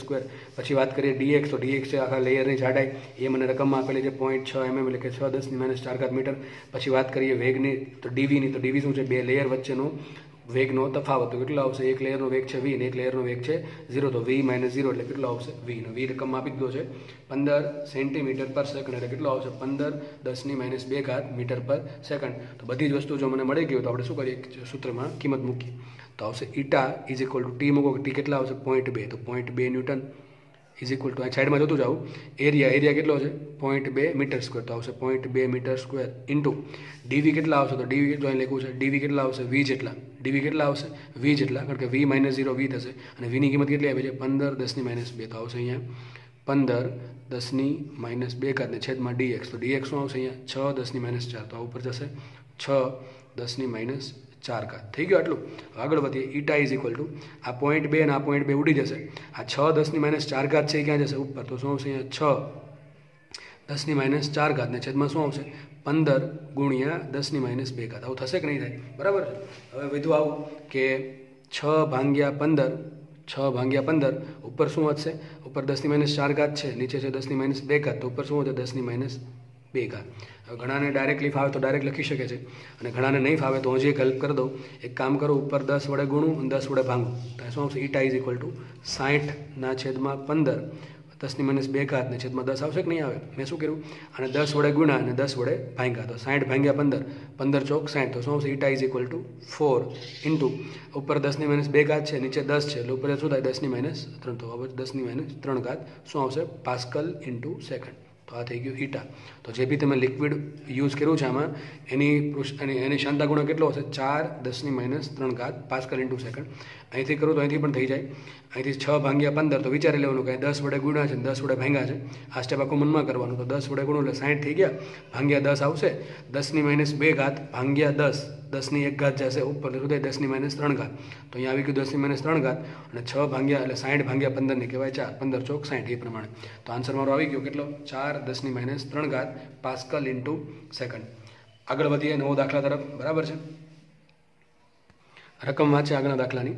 તો શું છે જુઓ, કોઈ પ્રવાહીની લંબચોરસ કપોટી. હવે કપોટ એટલે શું થાય, માનો કે નાનકડું પ્રવાહીનું સ્તર, આમ ધારો કે આ પત્તું છે, માનો કે પાણીનું સ્તર છે, આ પાણીનું સ્તર છે આટલું, તો આને કપોટી કહેવાય, બરાબર. સિમ્પલ ભાષામાં કપોટી, બરાબર. તો રિબિન. તો કોઈ પ્રવાહીની લંબચોરસ કપોટીને, એટલે કે માનો પ્રવાહીનું નાનકડું લેયર છે, હમણાં સમજાવું છું પાછળ. કોઈ પ્રવાહીની લંબચોરસ કપોટીને 4 સેન્ટીમીટર × 2 સેન્ટીમીટરમાંથી 5 સેન્ટીમીટર × 4 સેન્ટીમીટર કરવા માટે જરૂરી કાર્ય કેટલું કરવું પડે છે, 3 10⁻4 જૂલ કરવું પડતું હોય તો પ્રવાહીના પૃષ્ઠતાણનું મૂલ્ય મેળવો. કપોટી બંને બાજુથી મુક્ત છે. સમજો, એક એક્ઝામ્પલ લઈ લો, ડાયાગ્રામ દોરી દો, સમજો. માનો કે મારી પાસે એક લંબચોરસ ફ્રેમ બનાવી દીધી મેં, વાયરમાંથી એક ફ્રેમ બનાવી દીધી. પછી તમને ખબર હોય તો અહીં એક સાબુનું લેયર બનાવી દીધું, સાબુનું પાતળું લેયર, બરાબર છે.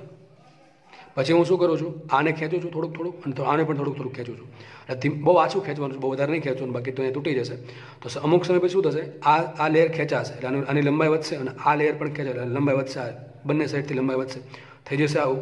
તો એક લેયર આ પ્રમાણે બની ગયું, એક લેયર આ પ્રમાણે બની ગયું, બરાબર છે. આવું કંઈક લેયર બની જશે. તો અહીંયા આ લેયર થઈ ગયું થોડુંક મોટું, એકદમ પાતળું સાબુનું લેયર છે જે થોડુંક મોટું થઈ ગયું બંને સાઈડથી ખેંચવાથી.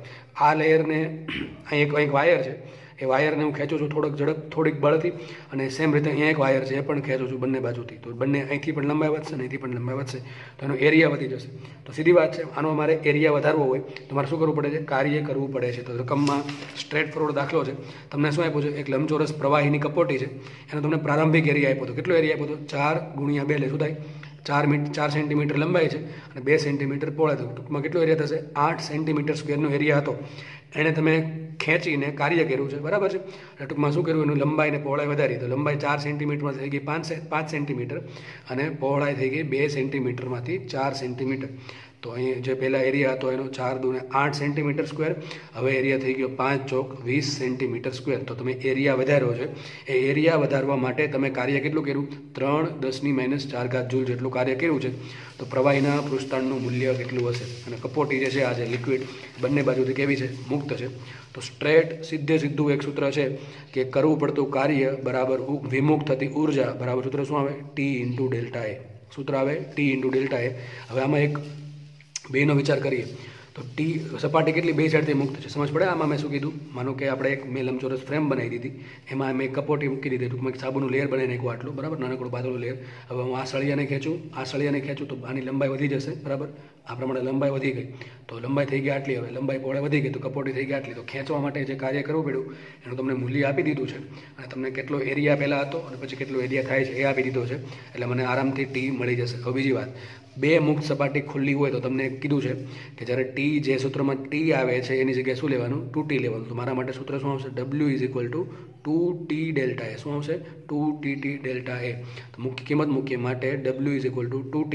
હવે જો ડેલ્ટા એ શું થાય? એરિયાનો ફેરફાર. હંમેશા મૂકવાનો કેવો? ધન મૂકવાનો, મોટું માઇનસ નાનું. તો જો પહેલાં એરિયા કેટલો હતો? 4 × 2 એટલે 8 સેન્ટીમીટર સ્ક્વેર એરિયા હતો. હવે કેટલો એરિયા છે? 5 ચોક 20 સેન્ટીમીટર સ્ક્વેર એરિયા. તો પહેલાં હતો એરિયા 8, હવે થઈ ગયો 20. તો એરિયા વધે છે. તો આ થઈ ગયું મારા માટે A2, આ થઈ ગયું મારા માટે A1. તો શું મૂકીશ? ∆A બરાબર A2 - A1. શું આવશે અહીંયા? A2 - A1 બરાબર. આટલી ખબર પડી ગઈ. જે શોધવાનું છે એને કરતા બનાવી દો. તો શું શોધવાનું છે? ટી. તો ટીને કરતા બનાવીએ તો ટી બરાબર આવશે W/2 × A2 - A1. આવું આવશે ને? ટી બરાબર W/2 × A2 - A1. હવે W તમને આપેલું છે. કેટલું W આપેલું છે? કાર્ય કેટલું છે? કાર્ય છે 3 × 10⁻⁴ જૂલ. તો આવશે અહીંયા 3 × 10⁻⁴ જૂલ એસઆઈમાં છે. ઓકે. પછી A2, ચલો 3 વસ્તુની જરૂર છે, W ની, A2ની અને A1ની. A2, તો A2 શું છે? નવો એરિયા, તો 5 ચોક 20 સેન્ટીમીટર સ્ક્વેર. તો શું આવશે અહીંયા? 5 ચોક 20 સેન્ટીમીટર સ્ક્વેર. સેન્ટીમીટર સ્ક્વેરને કન્વર્ટ કરી દઈએ એસઆઈમાં. 1 સેમી એટલે થાય 10⁻2 મીટર. અહીંયા સ્ક્વેર કરો, લખી દઉં અહીંયા 1 સેન્ટીમીટર એટલે શું થાય? 10⁻2 મીટર. તો સ્ક્વેર કરો શું થશે? 1 સેન્ટીમીટર સ્ક્વેર બરાબર 10⁻4 મીટર સ્ક્વેર. તો શું આવશે અહીંયા? 20 એમને સોરી એટલે શું આવશે? 20 × 10⁻4 મીટર સ્ક્વેર. આ મળી ગયો A2. પછી શોધીએ A1. તો A1 શું આવશે? તો પહેલા એરિયા કેટલો હતો? 4 × 2. તો કેટલો આવશે? 8 સેન્ટીમીટર સ્ક્વેર. તો આવશે અહીંયા 8 સેન્ટીમીટર સ્ક્વેર. તો આવશે 8 એમને. અને સેમી સ્ક્વેર શું થાય? 10⁻4 મીટર સ્ક્વેર. બરાબર છે. તો આપણે બધી વસ્તુ મળી ગઈ છે. દાખલો ઇઝી છે. તો ટી મૂકી દઈએ. કાર્ય મૂકીએ 3 × 10⁻4 છેદમાં 2 એમને આવશે. આ શું આવશે? 20 10⁻4 માઇનસ 8 10⁻4. તો એ લખી દઉં છું 20 × 10⁻4 માઇનસ 8 × 10⁻4. બેમાંથી 10⁻4 કોમન આવશે તો લખાશે ટી બરાબર 3 10⁻4. ઘણાંતર બહુ લેન્ધી કેલ્ક્યુલેશન કરો છો, પણ બધાનું જોવાનું હોય એટલા માટે મારે બધું થોડુંક લેન્ધી કેલ્ક્યુલેશન કરવી પડે છે. તમે જો ડાયરેક્ટલી અહીંથી કરી શકતા હો અહીંથી મનમાં, તો એ તમે કરી શકો છો. તમારે જ્યારે તમે બુકમાં લખો ત્યારે તમે એ પ્રમાણે કરવી. તો 3 10⁻4 છેદમાં 2. હવે અહીં શું કરું? હું 10⁻4 કોમન કાઢી લઉં તો શું વધશે? 20 - 8. 20 - 8 શું થાય? 12. શું થશે? 12 × 10⁻4. આ 10⁻4 10⁻4 ઉડી ગઈ એટલે શું આવશે? ટી બરાબર 3 એમને. 12 × 2 = 24 એટલે શું આવશે? 1/8. કેટલો આન્સર આવશે? 1/8. તો આન્સર તમારો આવી ગયો છે 1/8. હવે ઘણા અંદર આનો આન્સર કઈ રીતે લાવો તો મને એમ કહો 1/4 શું થાય 2.5 શું થાય 2.2 થાય ને 2.5 હજી ભાગ્યા 2 કરી નાખો શું થાય 1.25. તો શું આન્સર આવશે આનો 0.125. શું આન્સર આવશે 0.125. અને એસઆઈમાં એટલે શું આવશે ન્યૂટન પર મીટર. તો અમારો આન્સર આવી ગયો T is equal two 0.125. Sorry આ પૃષ્ઠાળ છે તો આ બરાબર છે ન્યૂટન પર મીટર આન્સર આવશે. એકમ લંબાઈ દીઠ લાગતું બળ તો ટી મળી ગયું મને કેટલું 0.125 ન્યૂટન પર મીટર. તો આ દાખલો પણ ઇઝી હતો અને આવા દાખલા ખાસ જીમાં અને નીટમાં બહુ પૂછાય છે આવા દાખલા. તો સીધા દાખલા છે એમાં કંઈ વધારે હોતું છે નહીં. કાં તો તમને પૃષ્ઠાળ આપી દે અને બળની વાત કરે તો સૂત્ર આવશે ટી બરાબર F/L. અને પૃષ્ઠાળ આપી દે અને ઉર્જાની વાત કરતો સૂત્ર આવશે ટી બરાબર ઉર્જા છેદમાં એરિયા. બરાબર છે. તો આપણે અત્યારે કાર્યને અથવા ઉર્જાની વાત કરી હતી એટલા માટે સૂત્ર પ્રમાણે દાખલો સોલ્વ થઈ ગયો. દાખલામાં કંઈ છે નહીં.